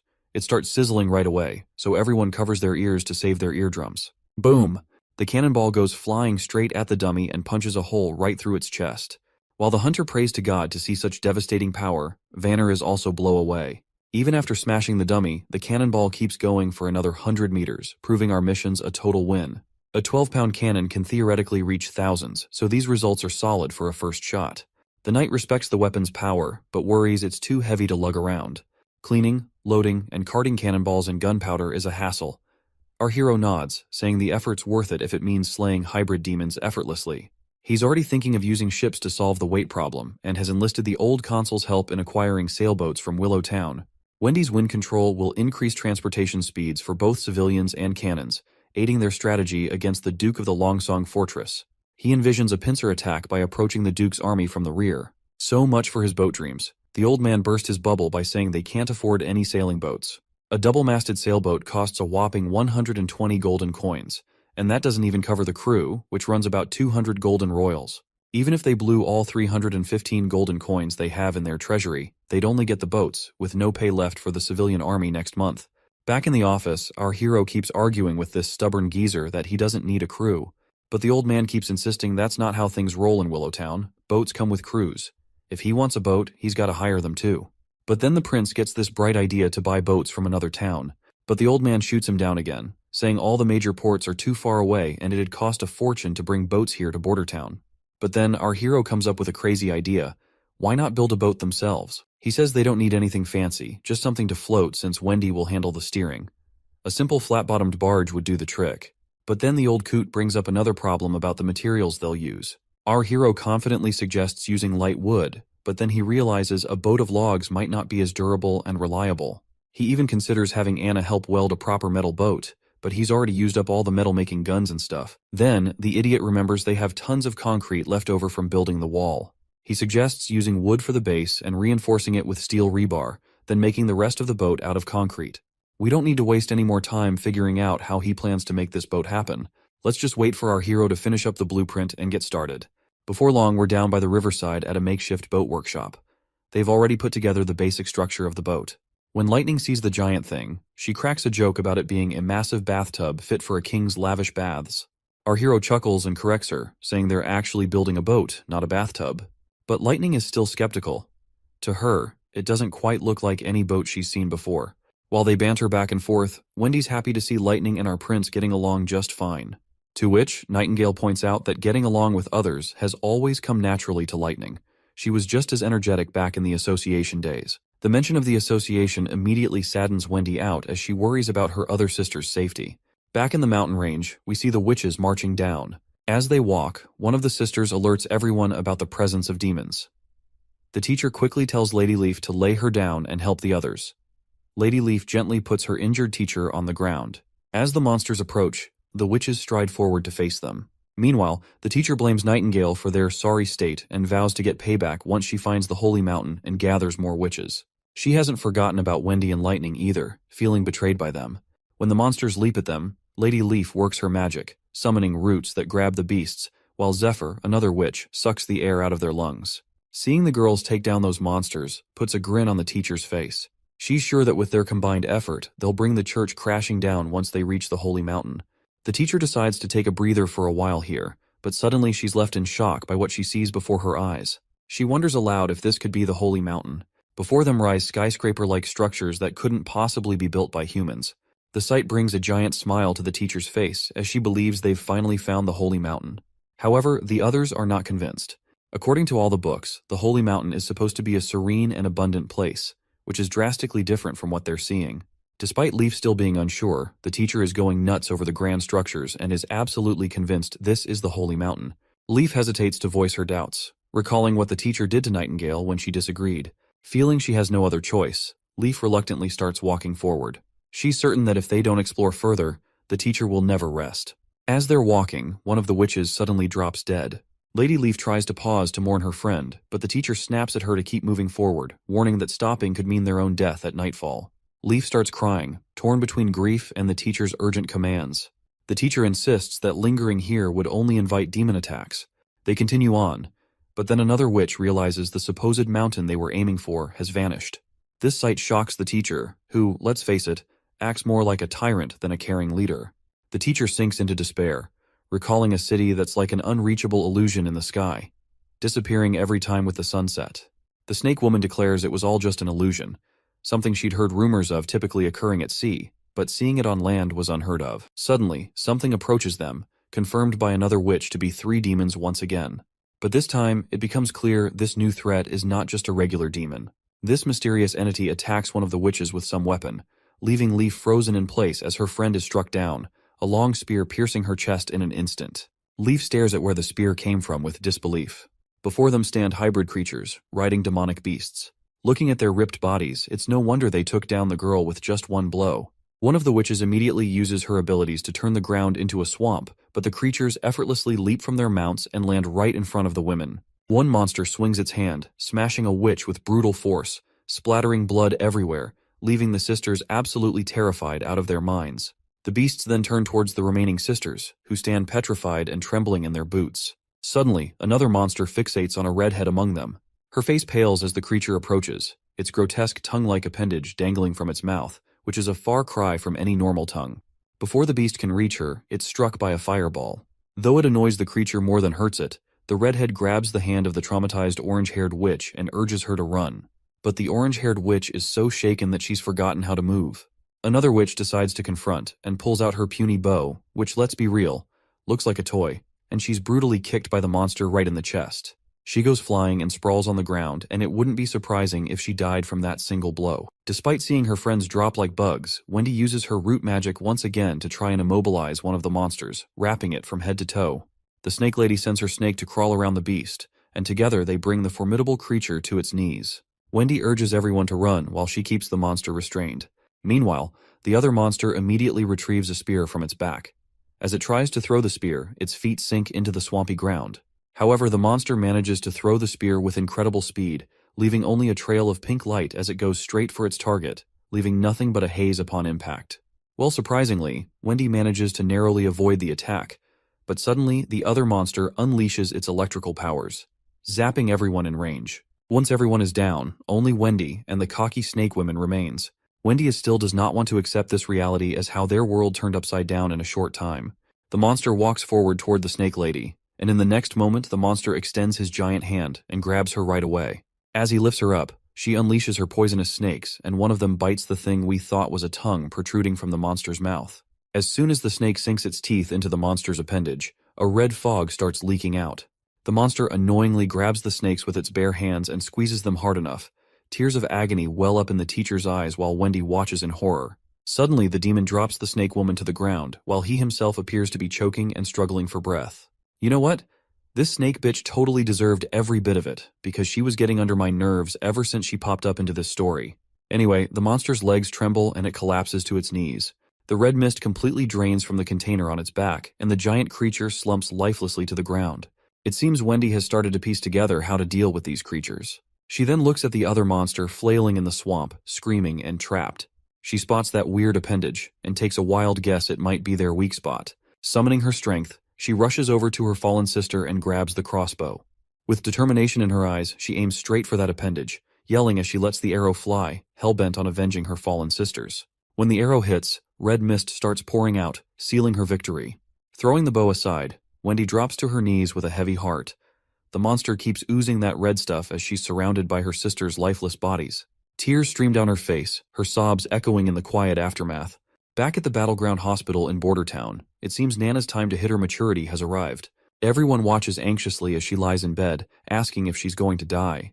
The prince and the others immediately reassure her with warm smiles, telling her that everything will be okay, explaining that because she's been releasing her magic power every day, her magic won't turn against her. Wendy gives her a comforting pat and agrees with our hero's words as well. Nana's worried father moves closer, urging her to squeeze his hand if the pain gets too much for her to bear. The others join in, deciding to lighten the mood with some coin magic tricks and storytelling. Their lively atmosphere helps lift Nana's worries. Anna then also steps forward, reminding Nana that everyone is by her side, gently kissing her forehead like a caring sister. As midnight approaches, everyone remains seated around her bed, patiently waiting for her to hit maturity. Lightning, true to her energetic self, only seen not bored. On the other hand, the prince looks like he's on the verge of fainting, yawning uncontrollably. Just watching Lightning's energetic behavior is enough to tire him out. He turns to Nightingale and asks if there have been any magical fluctuations in Nana's body. Nightingale shakes her head, mentioning it's been a long wait and she hasn't noticed anything unusual. The prince gives himself a slap on the face to stay awake, already planning to build a clock tower once the months of demons are over, because he finds waiting aimlessly too tedious. Suddenly, Nightingale hears a rooster crowing. The prince pulls aside the curtain and is momentarily blinded by the morning light. Anna wakes up too, startled by the sudden brightness. It's clear the next day has officially arrived, and everyone is pleasantly surprised as Nana wakes up at daybreak. Lightning bursts with happiness, and her father breaks down in tears. Everyone is incredibly relieved that Nana has successfully passed through her maturity ordeal without any issues. After some time, the prince leans over to Nightingale and asks if she's absolutely sure today is Nana's maturity day. Nightingale nods, mentioning the change was subtle but definite. She agrees with our hero's theory about witches, how daily magic practice can boost their powers and ease their hardships. If all witches get good training daily, they could make it to adulthood without issues. Wendy joins in, saying since the prince is the only one welcoming witches, they could turn Border Town into a sanctuary. She pledges full support, and the prince lights up, saying he's been thinking about this for ages. But since openly inviting witches could get him cancelled by the kingdom, he plans to spread rumors about a sanctuary to let the witches come by themselves. However, if he becomes the king, there will be no one stopping him to invite witches. Wendy drops to her knees, promising to help him become king. She swears her loyalty and says her life belongs to him now. The next day, our hero's sail ship finally makes it ashore. Two soldiers take a close look and start pointing out all sorts of technical flaws that make this boat unlike any they've seen before. Once they finish their inspection, they decide to head back to cannon training. Meanwhile, some daydreaming soldiers, trailing behind Vice Captain Vanner, start talking loudly about wanting to be as formidable as Hunter Iron Axe. But then one of them gets serious, pointing out they've been training forever without firing a single shot, and wonders when the prince will actually let them loose in a real battle. Another soldier mentions how those in the Flintlock team have already been at it for days, practicing battle tactics on the walls.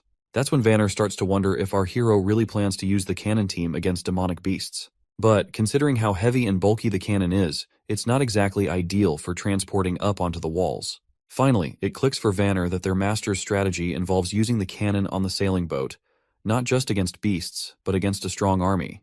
At the west shore of Redwater River in Border Town, we find the cannon team undergoing training under the command of Hunter Iron Axe. They've been tasked with aiming the cannon in a specific direction. The chief knight remarks on how hardworking the cannon team looks, and our hero agrees, noting that both teams are pushing themselves to earn 5 more silver coins than the others, which fuels their determination to succeed. The prince plans to move operations to Littletown once the soldiers are well trained on the ground. Curiously, the knight asks if our hero means the concrete ship they built, and our hero nods, saying that's what he's calling it. He points out that the workers managed to wrap up everything in these few days when the snow was light. They not only slapped on some anti-rust treatment, but also threw together a shed for storing cannonballs. And hey, Wendy's got herself a platform now to play around with her wind powers to stir the boat. Chief Knight finally gets why our hero was so bent on training Wendy to handle her magic. Then Prince Roland drops a bomb on the poor knight by making him the commander of the boat. The knight freaks out, saying he's never sailed a ship in his life. Our hero shrugs it off, saying it's no big deal because the witches will be the ones running the show anyway. When the soldiers finally let loose a cannonball, it goes boom. And our hero is feeling pretty smug as he is about to kick off this new leg of his journey aboard his boat. With the glass bottle shattered by the impact, Lightning finally inaugurates their boat adventure, all set to sail as Littletown's navigator. Meanwhile, Taigu Pine, the overprotective dad, takes charge of communications. On the other hand, the knight reluctantly roped into the role of captain doesn't look too thrilled. Lightning gives the knight a reassuring pat on the shoulder, assuring him that navigating suits her perfectly since she's a pro at sea adventures. She mentions her dad, known as Thunderbolt, also has a knack for the sea. Exploring the ship, Lightning is totally blown away by the bizarre materials it's made of, unlike anything she's ever seen. The chief knight is pleased that the weather is surprisingly good today, a choice made by our hero for testing Littletown. Once the boat is on the water, everything seems to be going smoothly, with a man named Brian assigned as helmsman. Lightning then tells Brian to turn the rudder fully to the right, and the knight echoes the same command. The tomboy gets curious and asks why the chief knight is repeating her, to which he explains he's following orders from the prince. Meanwhile, Brian is clueless about what he's supposed to do, so Lightning, after facepalming, decides to take charge herself. She goes all out and spins the rudder sharply to the left, leaving the two behind totally terrified. After her little adventure, Lightning marvels at how our hero has paid attention to details that even someone with years of sea experience like herself might miss. Lightning then tells Wendy to crank up the wind, since she has been assigned a role as movement power support. Before she got this title, our hero had pushed Wendy to master her magic, which she hadn't really bothered with before getting to Border Town. After some serious effort, her early attempts were only enough to blow dry some pieces of meat, but she matured slowly. And now, armed with those lessons, Wendy channels her magic and gives the boat a solid shove, sending it sailing above the water effortlessly. Lightning and the knight are pumped to see the boat moving, while this father gets all deep philosopher, pointing out how our hero turned rocks into boats and made them float. At this point, he's starting to believe there's nothing our hero can't pull off in this world. As the boat continues to sail smoothly, the man gives props to Brian for becoming a sailor in less than half an hour. Brian sheepishly credits Lightning because she was the one who was guiding him through everything properly. Meanwhile, on the pedestal, Wendy starts feeling drained and struggles to keep up with pushing the boat, as if running out of magical power. But she takes it as a challenge, pushing her limits with a goal to last until the ship reaches shore. Or so she thought. Wendy starts losing consciousness, and Lightning immediately directs everyone to steer the boat towards shore because Wendy has fallen ill. Once the tomboy gets her down, they find Wendy's entire body covered in icy sweat, potentially freezing her to death. They chide her for not informing them about her condition earlier, but it seems their streak of fortune has just taken a turn, as their boat also crashes into some rocks which causes damage. The captain bellows orders, directing Lady Lightning to escort Lady Wendy back to the castle while commanding the others to stay and gather the sails. As Lightning immediately departs with Wendy, the captain of the damaged ship is visibly disheartened. He reflects that while their test of Littletown was not a failure, it hasn't quite been a success either. At least they've identified two critical issues to address: keeping Lady Wendy warm on the pedestal and making the boat shockproof. Meanwhile, back in town, a carriage travels down a desolate road. The driver of this carriage is a one-legged man, and inside the carriage a priest can be seen beating the shit out of this little girl. And this girl is apparently not alone in this carriage.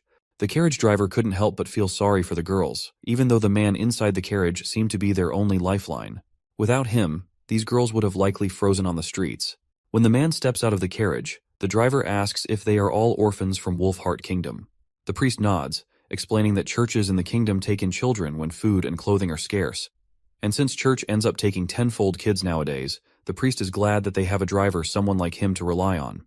Grateful for the well-paying job, the driver appreciates earning 20 silvers to transport these orphans. And since he does not have one of his legs, driving the carriage just suits him perfectly. Little does the driver know, these girls aren't ordinary orphans, they are witches. That's why the priest pays him so generously. But the priest doesn't disclose this detail, just urging the driver to keep going without questions and promising payment upon arrival. Once they stop at a hotel to grab some food, the priest tells a woman that he's brought some tender kids for her to take care of. While that awful man parades those girls around like merchandise, the carriage driver can't bear to watch his client exploit them for a quick buck. He closes the curtains, unable to stomach the sight of their humiliation. The scene shifts to Archbishop Maine descending into a vast underground chamber once again. He marvels at the sight, acknowledging that no matter how many times he visits, the grandeur of the dome never fails to take his breath away. The Archbishop asserts that this dome, which he calls a natural creation, is surely the work of the Lord. The Archbishop explains that while the Hermes Church above ground symbolizes steadfastness, the heavily guarded depths of the Hermes dungeon might be the true heart of the church. Once he steps into that mysterious facility, a knight guides the priest deeper into its depths. As they stroll along, we learn these knights are the church's most steadfast hounds, rewarded with homes in these tunnels for their loyalty. Any disciplinary actions are dealt with severely, often resulting in lifelong confinement within the very dungeons they guard.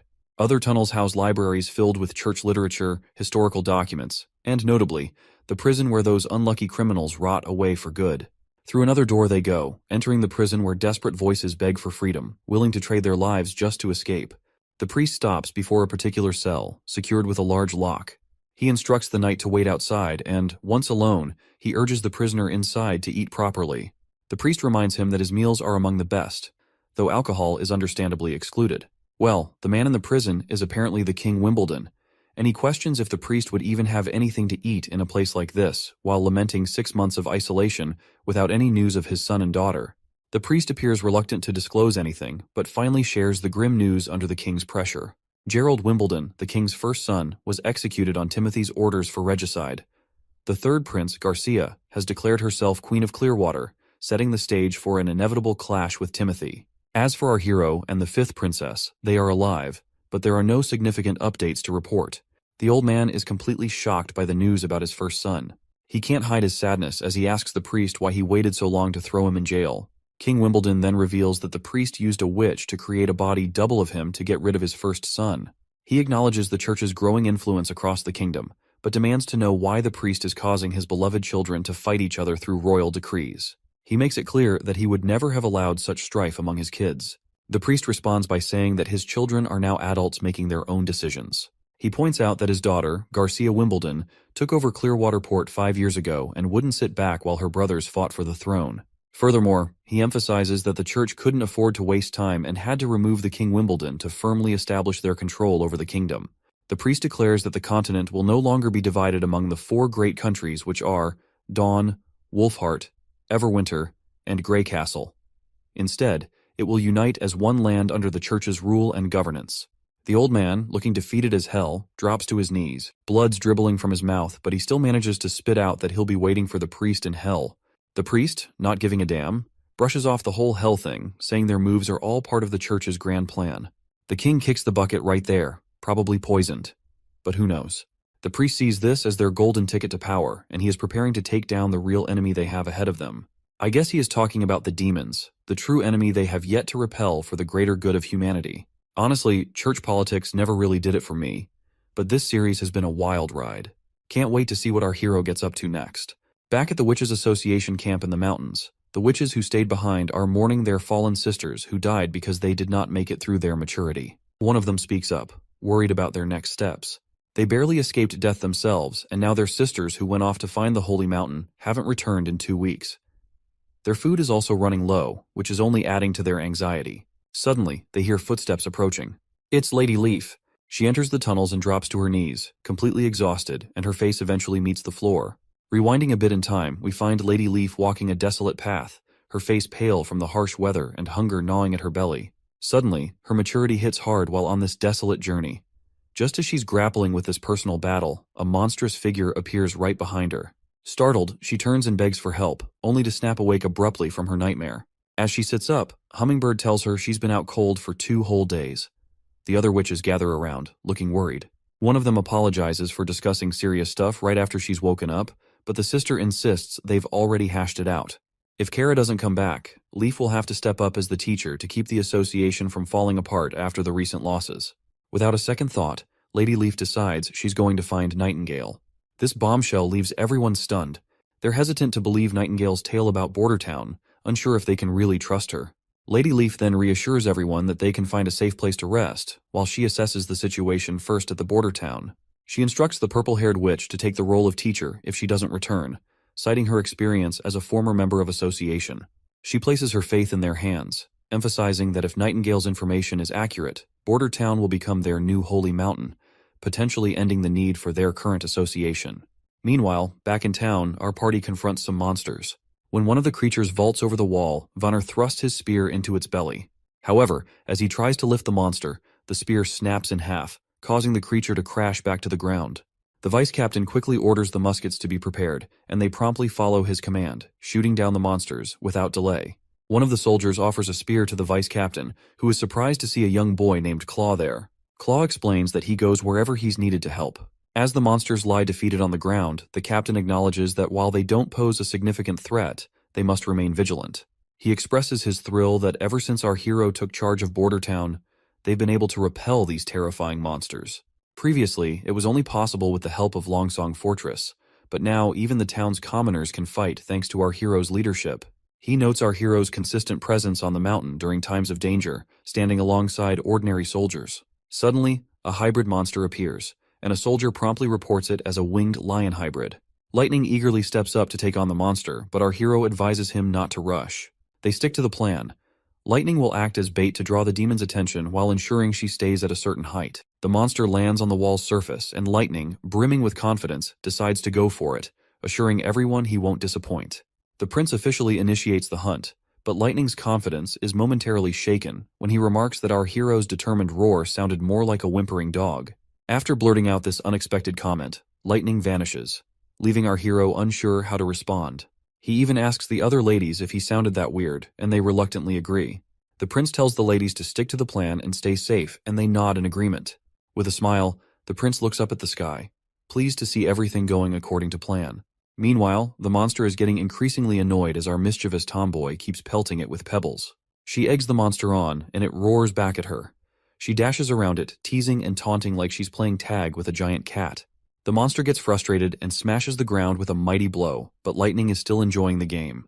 As the monster continues to chase her, Nightingale rushes through her dimensional space, because Lightning has successfully lured the monster into the town square. She tells Anna that even in her hidden dimension, the monster can still sense them with its sharp senses. So she advises Anna to approach cautiously with her fire, which has a radius of 5 meters, emphasizing they only have one shot to take down the beast, and they can't afford any slip-ups. Meanwhile, Lightning's still playing tag with the lion, making it increasingly ticked off with her relentless pursuit. When the ladies spot their chance, Anna gets down to business. Once the lion's in her sights, they pop back from that dimension. Anne immediately unleashes her green fiery powers, hitting the monster with screeching hot flames so intense that even Nightingale feels the heat from across the way. Lightning also boasts about her fire, which could even melt the steel, so roasting a monster alive is not a big deal for her. Once the monster is incinerated into ashes, The prince is kinda glad to see that Anna didn't even need help to defeat the monster. Suddenly, the other monsters start retreating, leaving everyone puzzled as to why they are withdrawing. Our hero catches sight of something unexpected, and looks up with astonishment on his face. He sees the gloomy clouds clearing from the sky and sunshine forcefully making its way through it, indicating that the months of demons have ended. News quickly spreads that the months of demons have finally ended, and everyone basks in this moment of triumph. Our hero gathers everyone together, and as he starts his speech, the crowd of townsfolk and soldiers gets all hyped up, cheering about how nobody went hungry this winter under our prince's watch. The prince acknowledges that the months of demons are behind them now, and Bordertown has come out on top with few casualties, all thanks to the gutsy civilian army. He contrasts this with how Longsong Fortress used to threaten them with starvation and cold, but today's victory proves that Bordertown can stand tall on its own. The crowd goes wild again, thrilled that they don't need to depend on others anymore. With a grin, the king decides to throw a big bash to celebrate their hard-won success. He announces a victory parade, promising that everyone who joins the town square dance will get a tasty treat of honey-glazed beef. Once the parade time arrives, the chief knight escorts a big chunk of beef into the party, and Hunter Ironaxe takes charge of lighting up the fire grill. Soon, everyone starts their victory dance as flames crackle around the bonfire, filling the air with the sweet aroma of sizzling meat. Hunter Ironaxe announces that anyone who dances will get meat, and the longer they dance, the more they'll receive. People eagerly volunteer to dance, thinking it looks easy, and they persuade their friends to join in since no dancing means no meat. While everyone enjoys themselves, the chief raises concerns about distributing all the remaining stock of meat, fearing the prince might not have anything to eat until the next shipment arrives. The prince feels a bit disappointed, but reluctantly agrees to let the civilians enjoy themselves. So, their lively night continues with everyone dancing around the bonfire, singing, and having a great time. For the people of Bordertown, surviving the months of demons peacefully is an achievement worth celebrating, and festivities like this one will be remembered fondly for years to come. Meanwhile, our prince rushes back to the castle for his own private banquet, where all the witches are eagerly waiting. As soon as the prince arrives, Lightning decides to start the feast officially. Anna roasts sweet chickens with her fiery magic, cooking them to perfection and leaving Nana drooling over the delicious aroma. Nightingale shows off her skills by expertly slicing the meat into many pieces. Meanwhile, the tomboy and Nana are having the time of their lives, because having an outdoor barbecue party is the best thing they can wish for in their lives. Our hero is also having a great time, especially seeing everyone so happy. He believes they deserve this kind of luxurious treatment, thinking that people with such incredible abilities shouldn't be treated any less. Suddenly, the boy finds himself getting a sweet smooch from Lightning, right on his face. Nightingale and Anna are absolutely blown away by this unexpected move, and our hero's reaction is just as stunned. When the tomboy is asked about this abrupt kiss, she points out that women may kiss the territory ruler during celebrations, and it's a tradition. Meanwhile, Nightingale feels annoyed and a bit jealous, while Wendy clearly sees the tension. As the prince and Lightning go back and forth, we see Anna feeling a little down, probably because she wanted to kiss the prince too. Once midnight strikes, our hero feels dizzy from too much drinking. Suddenly, his dizzy mind perks up when he spots Anna in the distance. She gets really close, and our hero blushes. Right away, he starts explaining himself, saying the smooch with the tomboy was just an accident, to which Anna agrees. The prince further clarifies that Lightning is young, and he didn't look at her that way. Anna agrees once more. Anna then gathers her courage, and admits she was waiting for them to be alone, because she's not as bold as Lightning. As they get closer, just inches apart, Anna gives him a gentle kiss on the cheek. Meanwhile, Wendy's holed up in her room, buried in a book. She's totally baffled by how these books about the church's origins skip any mention of gods and just slap the title Pope on everyone. It's all a bit too much for her to wrap her head around. Just as she's mulling it over, Nightingale breezes in, catching Wendy mid-brainstorm. Wendy snaps the book shut, instantly lighting up to see her friend there. Wendy mentions how Lightning had gone to sleep while calling for Daddy, like a child. Nightingale chuckles and takes the book from Wendy's hand, reminding her that reading late at night could strain her eyes, especially in poor light. Suddenly, Wendy catches Nightingale off guard, asking if she's troubled by thoughts of the kiss Lightning gave our hero. Nightingale blushes and denies it, but Wendy presses her, telling her not to lie. Reluctantly, Nightingale clenches her teeth and admits the kiss is bothering her. Meanwhile, Wendy reassures Nightingale that Roland Wimbledon is the fourth prince of the kingdom, and their mission is to help him seize the throne and become the king of Grey Castle. She's confident he'll protect the witches under his rule and, when the time comes, marry a princess or a duke's daughter to secure the next generation. Wendy explains that as witches, they can't have children. It's a limitation granted by the heavens in exchange for their powers, and she hopes Nightingale understands this. Outside, as the party winds down, the townsfolk are busy with cleaning duties. They're already nostalgic for the months of demons, thanks to our hero who made their days unforgettable with his inventions and victories. They're also curious about what the artillery division will do now that the demons are gone. Vanner assures them they'll find out tomorrow. The next morning begins with the sound of horns, gathering all the soldiers for an announcement from our hero. Iron Axe informs them that since they've successfully protected Bordertown from the demons, every member of the civilian army is now a private soldier under Prince Roland. However, he gives them the option to leave if they wish not to continue. A knight asks if being in the private army means they'll become knights. Hunter Iron Axe clarifies that a private army is a professional military force dedicated to protecting Prince Roland and his territory. They'll undergo year-round training focused on battle readiness, stricter discipline, and will receive higher salaries. The soldiers aren't totally sold on the better pay part, so Iron Axe lays it out. There's going to be a military ladder in this private army. With those who achieve outstanding results in battle will be promoted. Military officers will receive higher salaries and even land of their own. That news fires up the troops, who are now all about this new challenge and the rewards that come with it. But Iron Axe sternly reminds the excited crew that being members of the private army means their conduct must be far more disciplined than before. He emphasizes that any deviation from the code of conduct will result in severe consequences, such as forced labor or even execution. The squad members visibly tense up at the stern warning, and Iron Axe challenges them to reconsider their commitment if they have doubts. Despite the harsh conditions, Vanner remains steadfast in his determination to keep serving our hero, Roland, no matter what challenges arise. Seeing no one willing to leave the private army, Iron Axe raises his voice again with the authority of a seasoned captain, reminding them that they are now Prince Roland's private army. He declares that their training and conditioning will begin immediately, establishing a tone of strict discipline from this point forward. Back in the castle, Lightning reports to Prince Roland about the plans for the private army. She explained that due to the lingering snow outside the city, the soldiers will be crawling more than running during their 4-mile daily routine. While Lightning admires the new blueprints our hero has recently drawn up, the prince himself is deep in thought, contemplating the daunting task ahead of him, creating the army's structure from scratch, including regulations, rewards, and penalties. The sheer magnitude of the task gives him a major headache, considering he played military chess in his youth, but has since forgotten much of it. He's determined to innovate and do something unprecedented in this world and time. As they examine the blueprints, the word bayonet catches their attention. Before they can delve further into their discussion, a knock on the door interrupts them. With both witches vanishing into thin air, our hero grants permission for the visitor to enter. The old custodian surprises us once again by reporting that there's an aristocrat named Chris who wishes to meet our hero. Chris had left during the months of demons and has now returned, visibly upset because his house was demolished due to the construction of the walls. When our hero confronts Chris, the noble sternly demands answers about why the prince allowed his house to be taken down.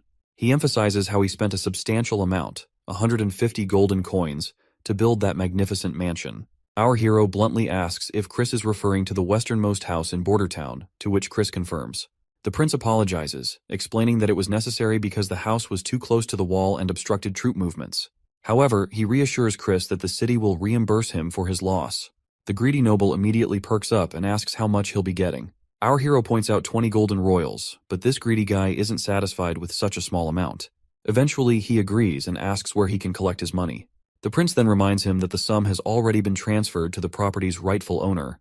The noble gets agitated and slams his hand on the desk, insisting he is the rightful owner of the property. Our hero cunningly points out that if the property truly belonged to him, why hadn't he been there even once during the months of demons? The noble explains that he had stayed at Longsong Fortress because he didn't want to die in Bordertown. That is when the prince sees his opening, and questions whether this fat cat is implying he deserted his ruler out of fear of the demons. As the chief knight strides over, he claps the noble on the shoulder with a fierce look, letting him know that admitting his mistake about the house ownership can make this whole thing just a misunderstanding. He warns the noble that he can leave quietly to avoid any trouble, but if he does not leave, he will be charged for the act of treason and will be executed right away. The noble starts sweating bullets, finally owning up to his blunder and admitting the house isn't his. Our hero plays it cool, casually telling him it's all good and he can head out without any fuss. Before the noble scurries off back to Longsong, our hero tosses a message with him to carry. If any other nobles want to dodge treason charges, they better think twice about returning to town. It sounds like the noble is seething with frustration as he vents his anger by punching a nearby tree. He's convinced that once the Longsong Duke takes control of the territory, the prince will have to return, and this fat cat will wait for the moment to gloat over our hero's supposed downfall. As he storms down the road, his fury subsides when he spots a woman covered from head to toe, and the noble is taken aback by her beauty. He's never seen such elegance, not even among some princesses. Watching her stride purposefully toward the castle, he begins to wonder if she might be our hero's wife. Once inside the city, she covers her face again amidst the bustling town, finding herself confused to see the bustling streets, even though the months of demons just ended recently.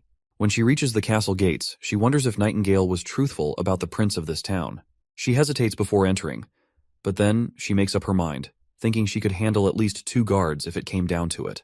The knights at the castle door react sharply at this robe figure, ordering them to back off. As this is not a place for commoners, Lady Leaf remains undeterred, removes her hoodie, revealing her beauty, and boldly identifies herself as a witch. The soldiers exchange bewildered glances, unsure of how to respond.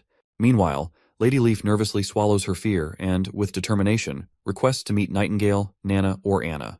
The both guards take glances at each other, and one of them decides to step inside to report the situation. While seeing those soldiers go, Lady Leaf remains fearful that the soldier might be fetching reinforcements, or perhaps Nightingale had deceived them about the existence of Nana and Anna. With her head down in thought, she suddenly feels warm hugs from both Nightingale and Wendy. Once she realizes that they are her friends, the Lady Leaf is stunned to see both Nightingale and Wendy embracing her, their eyes moist with tears of joy. Wendy whispers a heartfelt "welcome home" into Lady Leaf's ear, which causes her to burst into tears herself. Meanwhile, our hero is seen yawning, and Wendy brings him some tea. During their tea time, our hero inquires about Nightingale, prompting Wendy to happily reveal that Nightingale is welcoming a new sister who has recently arrived. Our hero nearly chokes in surprise at this news, while Wendy enthusiastically mentions that the sisters from the association have come to Border Town. Shocked and excited, our hero asks Wendy if they were not looking for the Holy Mountain, to which the woman explains that only 7 witches remain, as the rest were obliterated by the monsters during their adventure. Lady Leaf then apologizes, mentioning they arrived while our hero was asleep, and asks for forgiveness for letting the witches enter the castle. Our hero, on the other hand, is thrilled to have more witches join them, no matter their skills or how many there might be. Wendy, though, drops a hint from Lady Leaf that these gals aren't exactly warriors, which means they might not be much help in a fight. You see, under the Stone of Divine Judgment's influence, these witches are kind of limited in their combat skills. But hey, the prince is cool with that. Having a witch who can zap things with electricity means no more dark nights, and one who can sculpt stuff means skipping all that refining and molding hassle. It's got our hero daydreaming about how much he can jazz up this ancient world with technological advancement using the power of witches. Nightingale abruptly snaps our hero out of his daydreaming, dragging him back to reality, reminding him that everyone is waiting for him. Shortly after, everyone gathers for dinner, with all the witches present. Our hero is pleased to welcome them to Border Town and hopes they enjoy the food, encouraging them to ask for anything they want.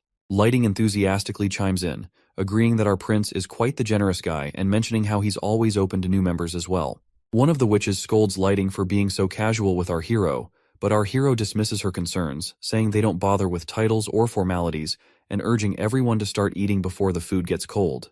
Meanwhile, the other witches watch Nana and Anna using what look like 2 little sticks to eat. These newcomers have no idea how to handle these utensils, so they can't help but stare in confusion.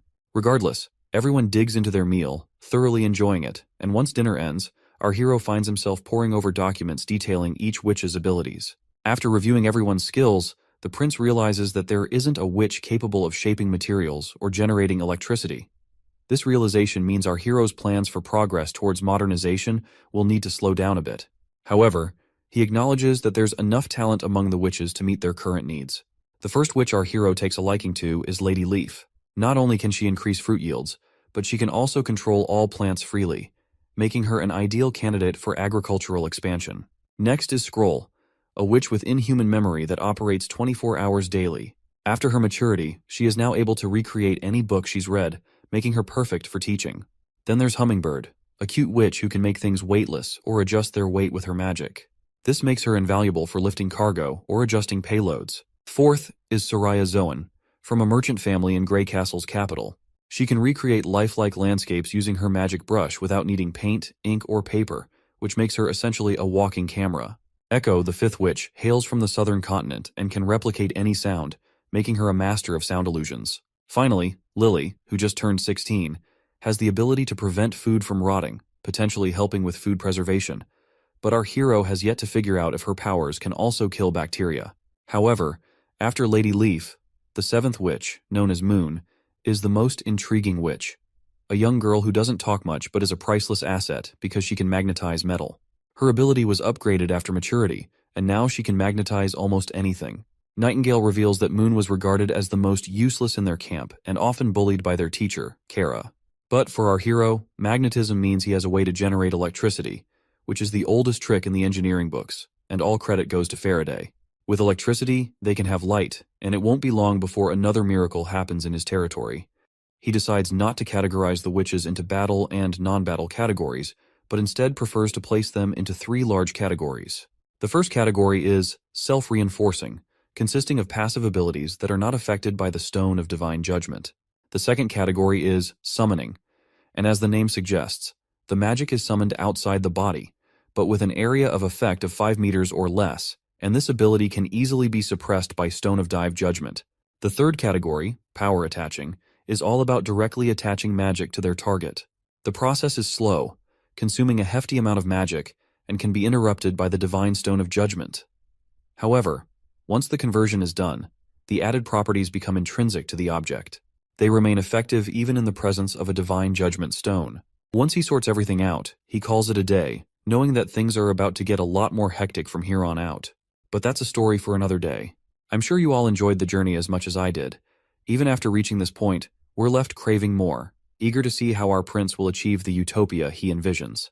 And let's not forget about the intrigue of church politics and the mysteries surrounding the demons. There's so much more to uncover.